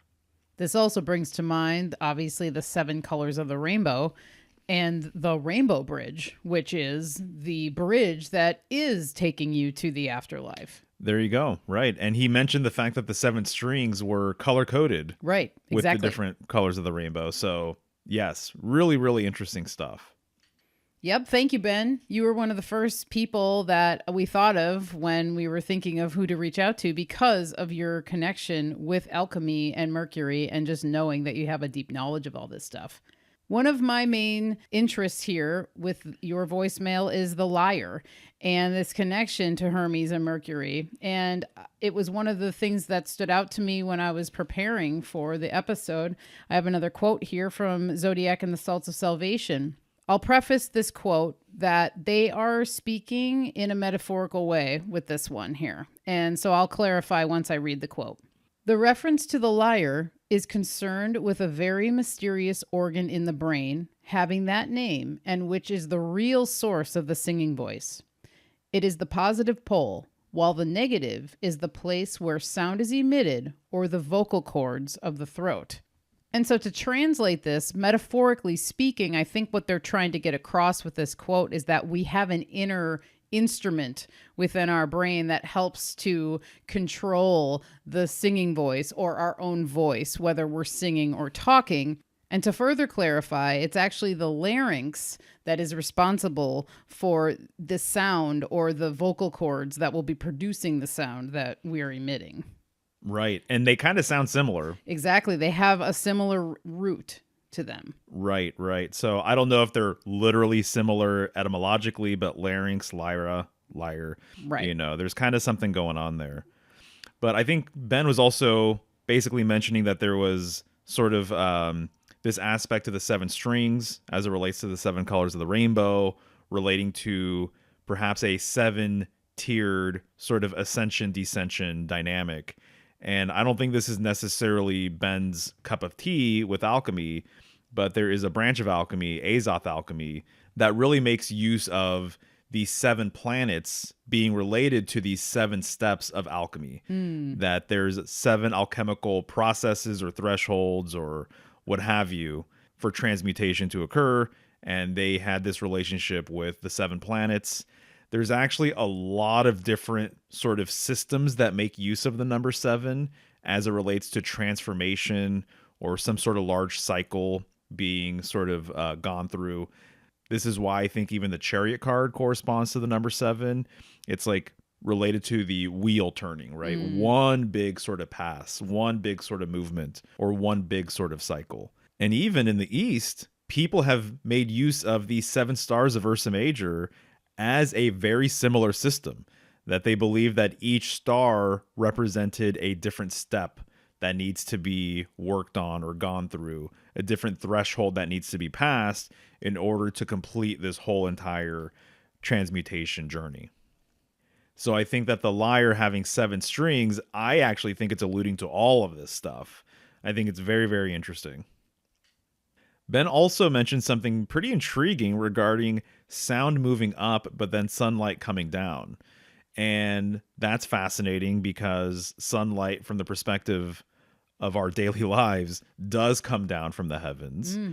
And with sound going upward, it makes me think of people blowing trumpets, you know, into the air, birds chirping into the air, singing into the air. And it also kind of reminds me, just to bring it back to Gemini real quick, there's one way of looking at the Romulus and Remus story that I find to be pretty curious. And it's that Romulus was more of the brute. He was more of the physical man. in the biblical story of Cain and Abel, he would be like the Cain equivalent. Cain was the tiller of the land. Whereas Remus, he was actually more of an artist. He actually encoded a lot of nomadic symbolism. And so this would be Abel. Abel tended to his flock. And so having a flock, this implies migration. This implies travel. This implies sort of the nomadic lifestyle. And so this is what I've heard, is that a lot of hero twin stories, they're actually encoding the symbolism of the agrarian settler or farmer and the nomad. And that the nomad oftentimes is viewed as being closer to God. And so this is why in the Cain and Abel story, Abel's gift, his offering to God, was well received, whereas Cain's offering was not well received, which is why Cain kills Abel. And so with Romulus and Remus, Romulus kills Remus, and they had two different ways of putting the bricks into place. Romulus would use his brute strength, being more of the physical, material side of things, being the agrarian, the symbolic agrarian that founds Rome, that actually relates to settling a city, settling a town. Just like Cain, Cain is attributed for settling the first town. And Remus, he put bricks into place by playing a musical instrument. And so he levitated the bricks into place. If I'm not mistaken, it's a flute. And so he would play a flute, and this was a magical flute, and the bricks would just magically be put into place. And so sound up. That's why I bring it up, because as Ben was saying that, I'm like, oh man, there's actually a whole entire weave here with sound and vibration being able to levitate things. Right, essentially. totally. So that's one thing that I thought of when he mentioned that. Gemini is not the only sign of which we encounter duality, this seemingly paradoxical, contrary, irreconcilable confrontation of two separate yet opposing forces standing side by side. To an extent, we've seen this, of course, in Sagittarius, the opposite sign, but that is half man, half horse. We can also see this with Capricorn, ironically, half goat, half fish. Gemini and Capricorn possessing a very curious relationship within themselves, because Gemini is in many regards the sign of the eternal youth, an image of which we will return with further qualification shortly. Capricorn, on the other hand, is an old man or an old woman, if we want to take the broadest scope, because Capricorn is at once Father Time, but also the stern face of Mother Nature. So there's something about the relationship between those two signs in particular, these two signs that inconjunct. We can also see it to an extent with Pisces, of course, the big fish, little fish, the great mother and her tragic son, the Redeemer, bound together by the red string of fate. And we also encounter it with Libra, because Libra has to do with setting into equality two pans of value, each requiring quantification and qualification together. But the thing that is most noteworthy about Gemini in particular is that it is the first sign dealing with duality. Its symbol is literally the Roman numeral 2. And most critically, Gemini is not half of something. With the exception of Pisces, all of the aforementioned signs are all halves. Gemini is two at once. There may be something to be said about cycles. There may be something cyclical about the nature of Gemini. And there are some myths, particularly in Greece, that center this notion of one twin being prominent, whereas the other takes a momentary lapse, and so on. But as a whole, Gemini is always about facing both realities at once. And that within itself is a very difficult thing for the human mind to really conceive. Twins have always been seen as something deeply mystical and sometimes frightening, a sign of divinity, a theophany, perhaps a curse, because we cannot wrap our minds around two things being exactly the same, yet not being the same. And I think this is what makes Gemini in particular so unique. This is why Gemini is the sign most associated with twos. Now, this conceit lends itself to a consideration of sibling rivalry, and Gemini's natural house, the third, is concerned with siblings. There is no story, I mean truly every narrative, beyond just twins, that deal with close siblings of any kind. And even if they're not necessarily fighting with each other, stories that deal with siblings are just echoes of the twin narrative. And all these concern Gemini in some way, shape, or form. In Greece, we have Castor and Polydeuces, the two most famous twin siblings. One is mortal and the other is divine. Castor is killed and Polydeuces is pleased to share his immortality with his brother. Also, they're unique because they come with twin sisters. The famous Helen of Sparta and her sister Clytemnestra, they are the female equivalent to these male Gemini twins. Now, Castor and Pollux, Castor and Polydeuces are literally, as far as Greece is concerned, they are the literal twins in the starry sky. But these two boys are mirrored in Helen and Clytemnestra, respectively. They too are glimpses of this sign. This is not individually gendered or single sex at all. Clytemnestra sees her daughter murdered before the advent of the Trojan War because Helen has run off to live her best life with young Prince Paris, whom we will return to in a few months when we discuss Libra. But yes, she's a twin. It's 4 of them. Again, this image not of halves, but of literally ones and ones. So we have one set of twins opposing another set of twins. It's a very powerful, powerful image. I think that we can close this by discussing, albeit briefly, Hermes Mercury, who is the ruler of the sign. And Hermes, with his creative ingenuity, his cunning, his brilliance, he's a clear embodiment of everything Gemini has to offer. The serpent in the Garden of Eden is said to be described, according to whichever translation of Genesis chapters you read, the serpent is described as cunning, crafty, and subtle. And it reminds me of Hermes with his caduceus, his staff, that is 2 serpents winding each other. Hermes has a baffling array of responsibilities, suggesting Gemini's famous versatility. But the most prominent feature of them all is that they each concern exchange of information, exchange of money. The root of the word commerce, after all, comes from Mercury. He's a prodigy, fresh out of the womb in the middle of the night, up to all these trickster schemes. Hermes is like stealing his brother Apollo's cattle. Again, sibling rivalry. He's stealing Apollo's cattle as his first adventure. But then not only does he steal the cattle from him, Hermes then barters Apollo into a new role as being god of music by spontaneously inventing the lyre, and he invents a flute. He lies about the theft of Apollo to the gods. He farts on Apollo. This myth is really, really funny. But humor within itself is a Mercurian thing, because it combines wit and playfulness. Hermes is wildly intelligent. Hermes invented the alphabet. Hermes invents numbers. We can speak and count because of Mercury. And Hermes never really appears to be a grown-up like Peter Pan. He may appear to be bearded in some of his in some of the iconography, but as time progresses, he looks younger and younger and younger. And when we see him in myth, if he's not standing beside Zeus, Sagittarius, Jupiter, we see him often with his brother Apollo. By journeying from heaven and earth to the underworld as messenger, Hermes is literally the varied intelligence that can cross worlds, paradoxical, contrary, and seemingly irreconcilable. But as the Talking Heads once said, facts all come with points of view, and facts just twist the truth around. I'm Tom McDonough. You can find me on Instagram, tmackey1018, or you can find me at Quora, tom-mac-69, I believe is my URL. I am so enthralled with doing all of these, and I'm delighted to be back when we discuss Cancer in another 30 days or so. Thank you again. All right, Tom, thanks for that voicemail. Really interesting stuff, as always. I like that you brought up the other signs that sort of have this split nature or split dynamic. You brought up Sagittarius, you brought up Capricorn, and then you also brought up Pisces and Libra. Makes a ton of sense. You know, it's interesting as well.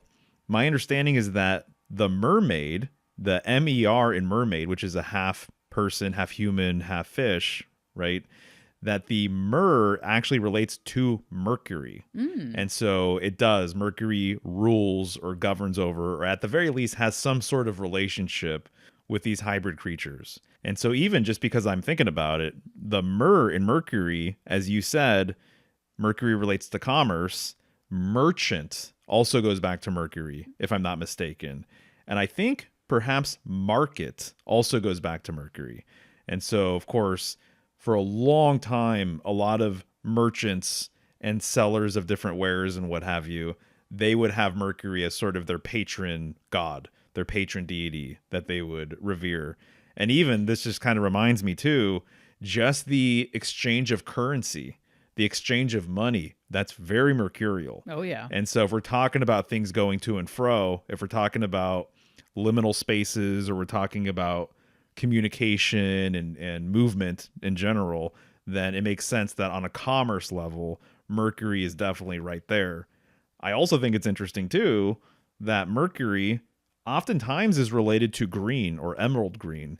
And here, at least in the US, our currency, our cash is actually green. And so there's something very, very mercurial about that. So what this brings to mind also is our thoughts or our words as currency, and that we're conversing with ourselves or with other people, and that in and of itself has value. Well, yeah, exactly. And I'd love to riff on this just a little bit more. We're dealing with an air sign. The cards in the tarot that correspond with air are associated with the sword. And the sword is a symbol of division. That's what it does. It'll take the one, split it into two. That is kind of the Gemini twins right there.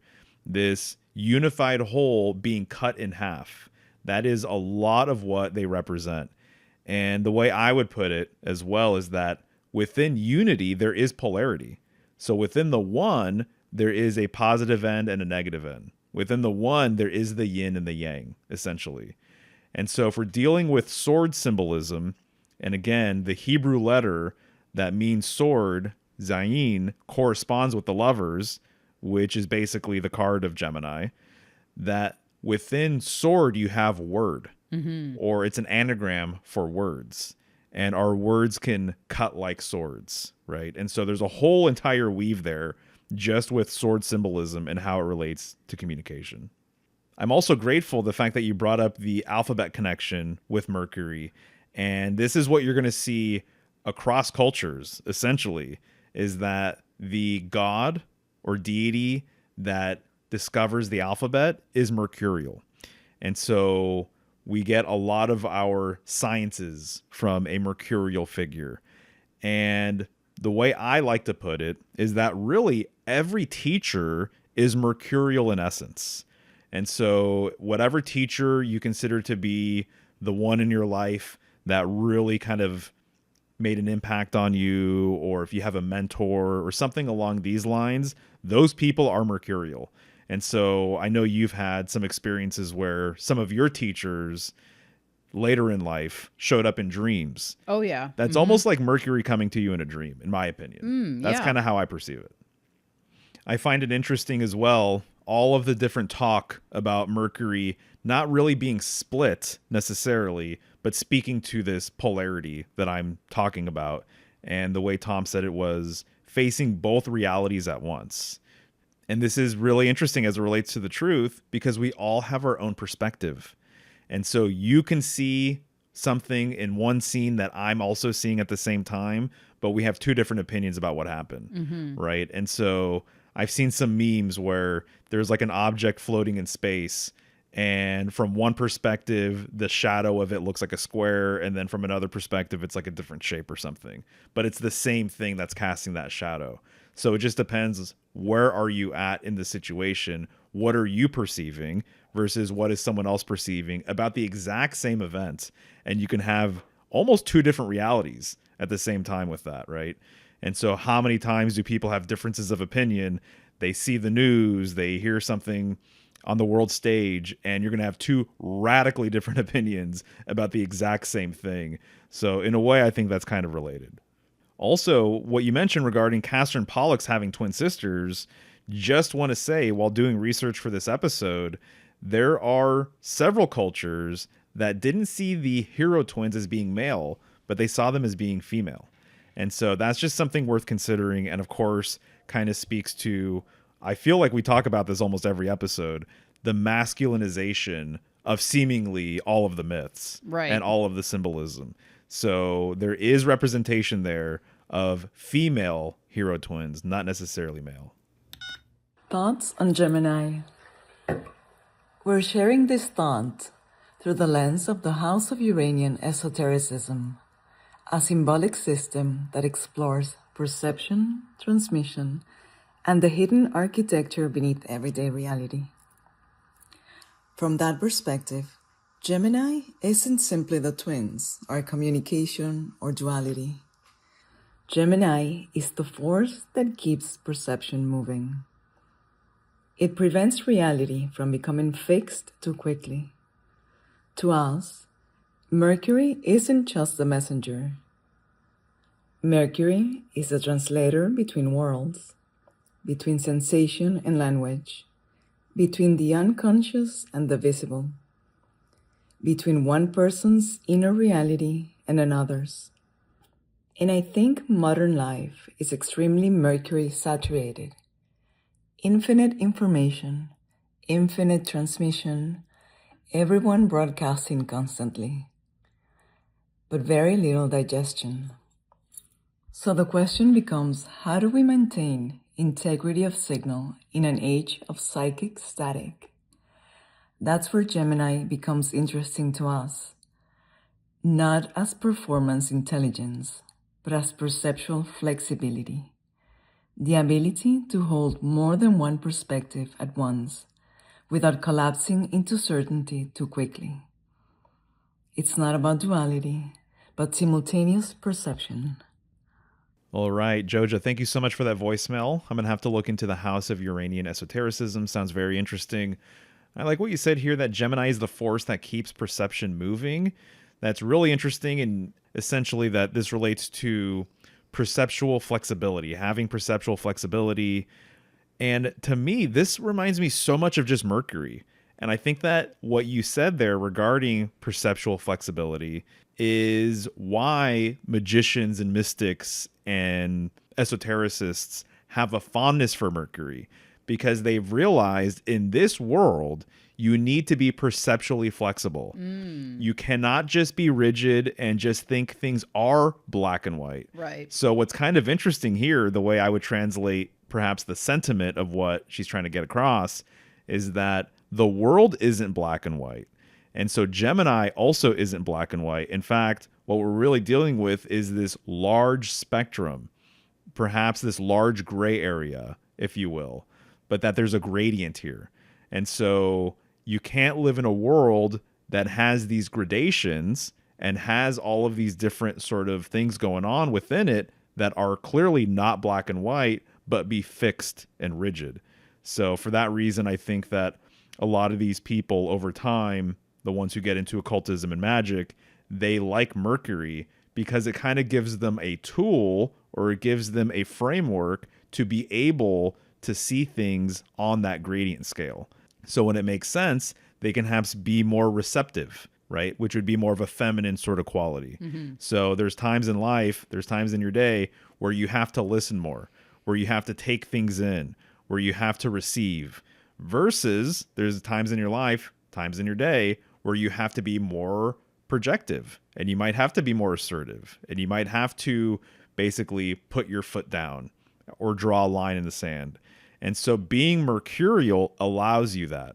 And so just real quick, let's just think about what being mercurial means. It means being able to go to these different domains. It means being able to be flexible so that you can kind of take whatever situation you're in or whatever dynamic you might be dealing with and tackle it accordingly.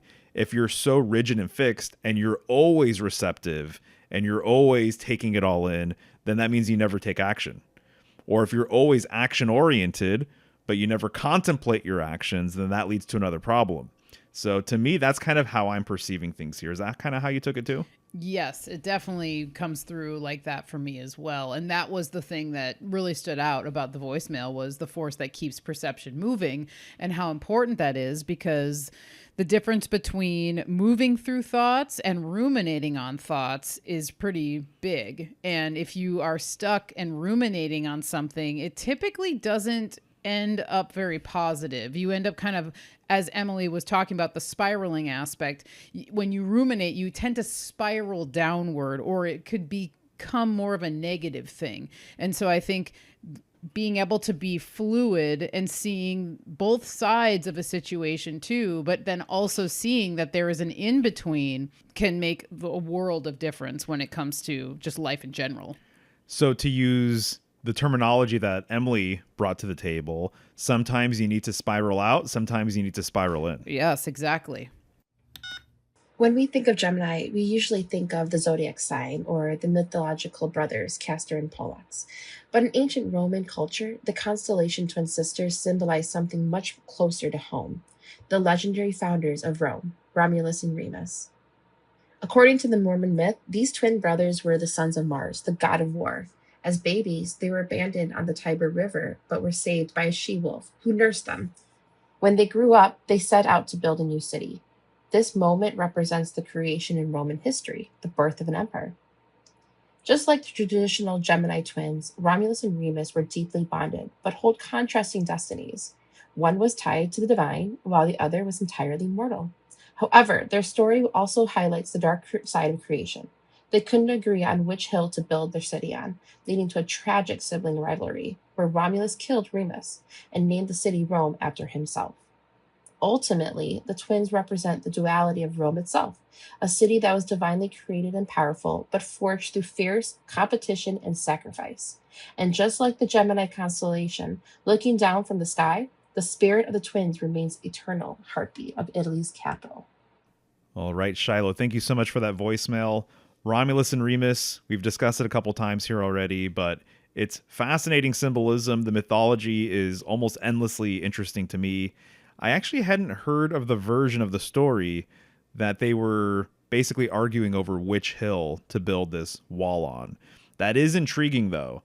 And when it comes to some of these myths, what you'll find out is there's multiple variations. So it's just kind of dependent on what source are you looking into with that particular myth. The version I've heard, and the version that I tend to think of all the time, has to do with the fact that Remus jumped over the wall that they were building, and because he jumped over the wall, Romulus killed him. Now, this eluded me for a little while. Why would he kill his brother for jumping over this wall? This is the same wall that I mentioned in the Sun card with the two children in front of it, and it makes sense when you consider that Romulus is the agrarian settler and Remus is the nomadic traveler. So Remus's nature is to travel. Remus's nature is to go on these migrations. And it would be, to kind of translate it to the Cain and Abel thing, it would be to travel with his flock, sort of symbolically.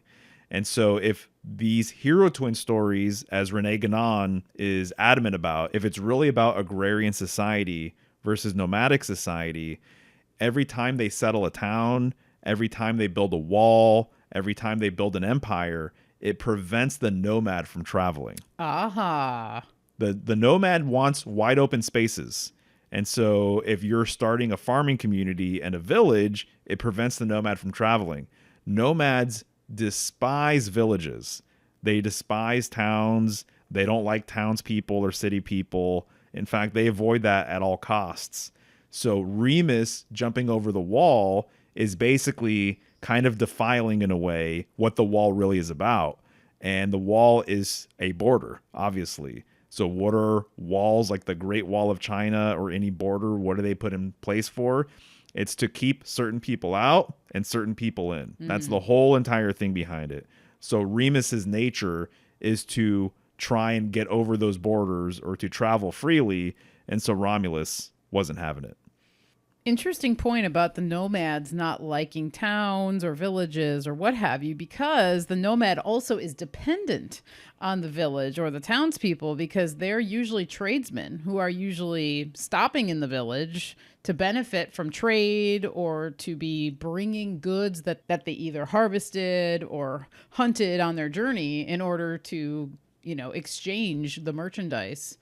Well, what I would say is that that's more of a later iteration of the nomad. Okay. Having to basically accommodate the new world. Gotcha. The modern world. Yeah. So I would say that the modern world, they needed to find a way to adapt to changing times. And so that would make sense that since they're out and about, that they could trade with the village people or what have you. But my understanding is that originally all of humanity was nomadic, and they didn't need to rely on any village or any town because everybody was nomadic. And so I think that this is sort of a new way for them to be able to sustain themselves. And what's interesting about you bringing that up is because the modern world has these towns and villages and empires and borders and walls, the nomad has had to find new ways to be able to survive. Ah, okay. Because what was once wilderness for them now is maybe a town. Right. Okay. That's good clarification. That makes a lot of sense, actually, when you look at it from that more primordial position. Hello, everyone. Sierra here again to talk about Gemini symbolism in tarot.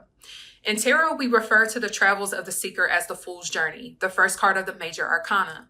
This affirms to me that the entire Fool's Journey is traveled best through a mercurial lens, where wisdom is obtained through series of life lessons that are forever fluid and changing, and nothing is permanent. We begin the Fool's Journey first through thought, then choice. First, the thought is formed in the higher realms, then descends to earth by way of our choices, and we see that in the Rider-Waite-Smith's imagery of the Fool who leaps into the unknown, descending into earth in the same fashion the mountains in the background descend in height as the Fool travels forward. I find the positioning of the Fool to reinforce this moment of pause, where we look up to where the thought was formed for divine guidance, then we trust in our own follow-through into the unknown. When I look to the bag carried by the Fool, I speculate there is a bit of foreshadowing both to the minor arcana as well as the following card, Key 1, the Mercury-ruled Magician. It's as if we see the Fool unpack that bag of wands, swords, cups, and pentacles and lays out the tools he finds significant enough to carry with him for his travels. So once the choice has been made to take the leap, we take a moment to inventory and analyze what remains, just as Taurus season has taught us to use what we already have to continue forward. Instead of being weighed down through materialism and permanence, we learn to travel lightly, always having exactly what we need when we need it. In all, Gemini season reminds us of the beauty of childlike innocence that opens many doors towards our own self-mastery and self-discovery. To not take everything so seriously, stay curious, and travel on. Thank you so much for your time. Again, my name is Sierra. You can find me on Substack at The Sacred Pages, and I hope this helps. All right, Sierra, thank you so much for that voicemail. It's nice to hear from you again. And I love the fact that you brought up the Fool as it relates to Mercury, because I am right there with you. I've been saying that for a good while now. So much mercurial symbolism with both the Fool and Mercury. So that says quite a bit about the major arcana. And of course, the major arcana is like the favorite part of the tarot for basically everybody. And it's so meaningful and profound, but the fact that it starts with heavy mercurial symbolism, says quite a bit. And the idea that the bag that the Fool carries, which is called a bindle, that this contains the tools that is going to be required for the Fool's journey. And the way I see it, right, is that the bag contains these tools. I would say symbolically, you can relate them to the elements and the objects that correspond with the elements. When they're in the bag in the Fool card, they're not ordered. So that means that there's a bit of chaos. And I think arguably you can say that the Fool relates to chaos. And then in the next card, which is also mercurial, you will see these objects that correspond with these elements on the table. And they're orderly and they're visible. So literally, I think that the Fool relates to chaos and the Magician card actually relates to order. And so that's one of the key differences between these two cards. And there's so much that can be said about the relationship. I love the fact that you brought up that the Fool is also looking up. And to me, that's just beautiful symbolism, kind of like what we were talking about with sound having this relationship with the heavens, with the birds chirping up into the sky and things like that. And of course, the idea of the Fool traveling lightly, that's one thing that I always go on about as well. He doesn't have that much with him. He has this little bag, and otherwise, he's basically in the present moment. He's here for whatever comes his way, and he really embodies the spirit of the traveler. That's another huge aspect here that relates to Mercury. The true traveler, in my opinion, is really up to going wherever sort of the wind blows, and that he is up for a new adventure. And so someone who's really traveling across a country or around the world or something like that, a lot of times they kind of have this attitude. They don't know exactly where they're going to end up, but it's about the journey itself. And as you said, what we're talking about here is the Fool's journey. So as we journey through life, you can't take everything with you. And so you don't want to walk around with too much baggage if you're traveling across the country or traveling around the world. And so what you have to do is use your sword so that you can release some of this baggage, so that you can let go of things that are weighing you down so you can travel lightly. And here we're talking about the card that also has an air correspondence, that the Fool card corresponds with air. And so to me, yeah, there's just a lot that can be said about not being weighed down with the world, basically, so that you can make forward progress. Thank you, Sierra. This was wonderful. I really love that you brought the Fool into this because it just makes so much sense.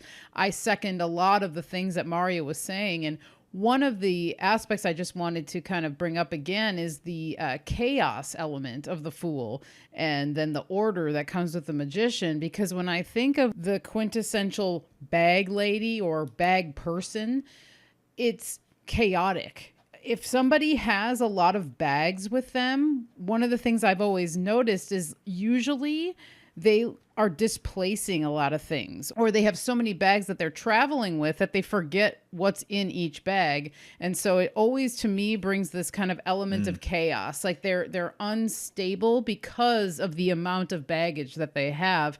And that lesson of being light on your feet really will just transcend through your whole entire life when you start to make those changes and realize what that extra baggage can really do.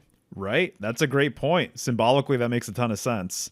We have a couple of close friends that travel with a lot of baggage, and it kind of makes sense with their lifestyle that they would do that. But I think that they would actually be much better off if they brought fewer belongings, because the person that brings a lot of things with them while they're traveling like that, they think they're preventing disastrous things from happening. They think they're going to be extra prepared. And you can actually be over prepared to the point where you're being prevented from being in the present moment because you have so many things with you. Totally. And it actually breeds anxiety. And I think the bringing of the extra things stems from anxiety. So it's stemming from not being present, and it's stemming from being more anxious and afraid that, yes, if I don't have this, I am not going to be able to do A, B, and C. But what you come to realize in life, and I think that this is one of the things that can go along with packing light, is that we need very little to survive.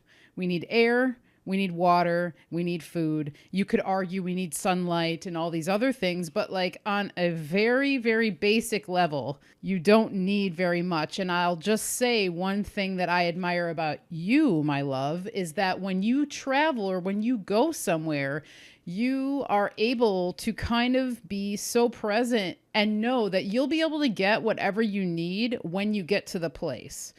Obviously, basic toiletries, things like that, usually taken care of, but you're not so concerned about having your favorite tea along with you or your favorite whatever, because you know that when you get to the place, everything will be as it should be. And I think that there is something to really be said about that. And I admire that about you. And when I see that in other people, it's something that I can really respect. Right on. Well, thank you. And it's about experiencing new things too. Exactly. So if you're so stuck on having the right tea or the right this or the right that, then you're not open to the possibilities of what traveling to a new place is going to afford you. Right. And so just one clarifier, I think what you're trying to say is that you don't need as much as we think we need to survive. Correct. And so people today, they need to have all of these toys and gadgets and all these sorts of creature comforts.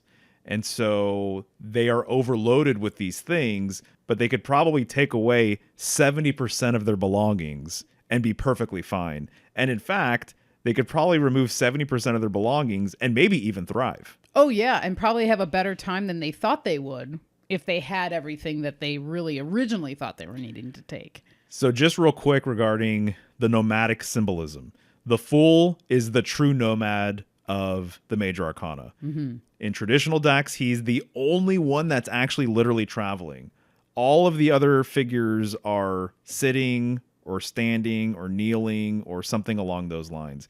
Even the Chariot card, in traditional decks, he's actually not moving. That's more of a modern sort of thing. So the Fool really is the true nomad of the major arcana.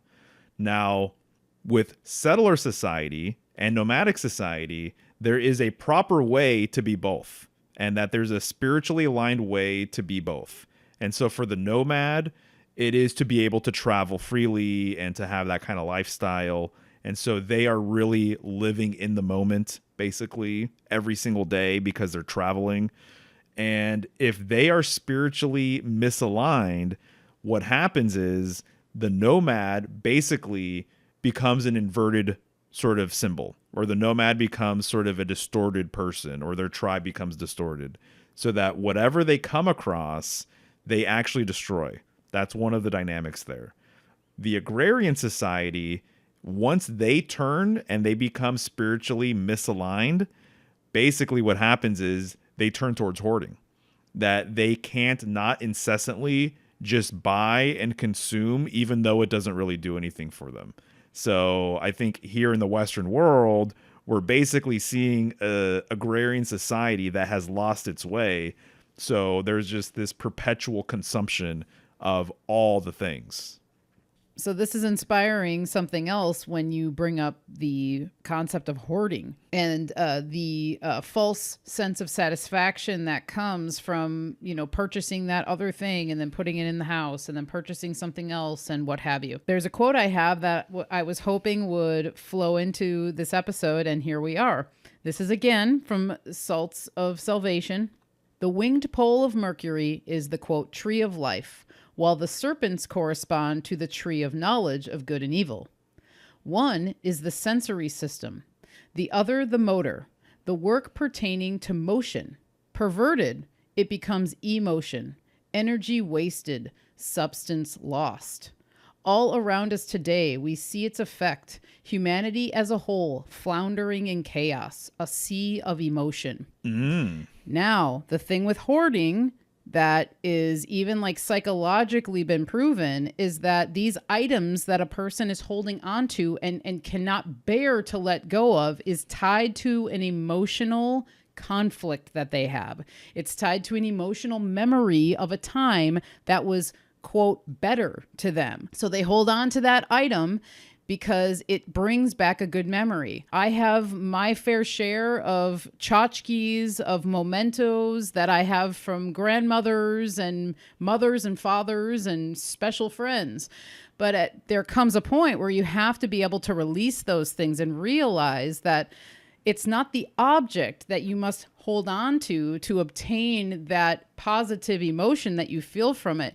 No one can ever take those memories away from you. And so I think that this quote here really just puts into perspective what even we were talking about of the chaos of having too much, and that how you can get lost in that. Emotion itself is not bad, and it's not bad to feel your emotions. And in fact, I think our emotions are one of the most important things that we should dive into and understand. But I think it can become, as they said in the quote, perverted when it becomes this more negative sort of like you get lost in the sea of the emotion, as opposed to understanding why the emotion exists in the first place and what it means and what it's pointing out to you to understand about yourself and your experience here on this plane. Right. Well, I love that quote. That's a good one. Yeah. And it just reminds me, maybe the final thing here is basically that when we're talking about these hero twins, if we're talking about the nomad and the agrarian, what's interesting is that the agrarian, in wanting to settle down and start a village and start farming and all of these things, what happens is they become or turn into materialists. And they overemphasize the material side of things, and they overemphasize the physical nature of reality. Whereas the nomad, symbolically, they're a little bit closer, perhaps much closer, to spirit itself, just by the nature of what they're doing. And so one example of this would be that nomadic peoples really love music, and they really love the oral tradition, and they really love poetry and things like that. And so they're more audible people. And so just like with sound, symbolically, sound is closer to spirit than, say, physical art. So painting or architecture, sculpture, things like that, that's actually more rooted in the physical versus sound. We all know the transcendental nature of music. Oh, yeah. and of the word, the spoken word, right? And so they're actually closer to that. So that's all the symbolism that I've picked up, is that the nomadic lifestyle, being our original lifestyle, was closer to spirit itself and a sort of real centered spiritual alignment, this vertical orientation that I like to talk about, versus the agrarian lifestyle. It trends towards materialism. It trends towards things. It trends towards physicality. And just kind of seeing how the world is, we're there. Oh, in spades. Yeah. So. And I got to say, thanks again, Sierra. We really look forward to hearing from you again down the road for another sign. All right, guys, this concludes our episode here on the symbolism of Gemini.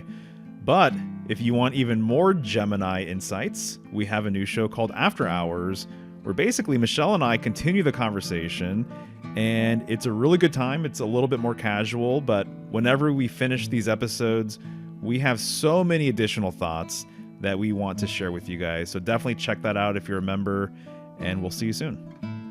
Okay, this wraps up the live recording Michelle and I made on Friday, May 22nd. Many thanks to our regular contributors, Emily, Katriena, and now Jord. Of course, Tom's continued contributions have been really valuable as well. Much love and appreciation to all of you guys. And a big thank you to our special guest this episode, Ben Balderson. It was great finally having you on. Emily Ridout can be found at astroyoga.org or emilyridout.com. Katriena can be found at the Venus Diaries on Substack or at katrienaemmanuel.com. Jord can be found on YouTube and X under the handle WarJord. Tom can be found on Instagram at tmackey1018 and on Quora, tom-mac-69. Ben can be found on YouTube at Benjamin Balderson. And as always, you can explore the Symbolic Studies archive for early access to podcasts, exclusive lectures, symbolic research, and more. Visit symbolicstudies.com to sign up. In case you weren't aware, I am available for tarot readings and private lessons. You can schedule a session on the website if you would like to have a one-on-one private lesson with me. Also, I have to mention the fact that symbolism came across my radar due to being a graphic designer. I've been designing for nearly 30 years now, so if you're in need of creative assistance with your project, check out my portfolio and get in touch. Links for everything can be found at symbolicstudies.com.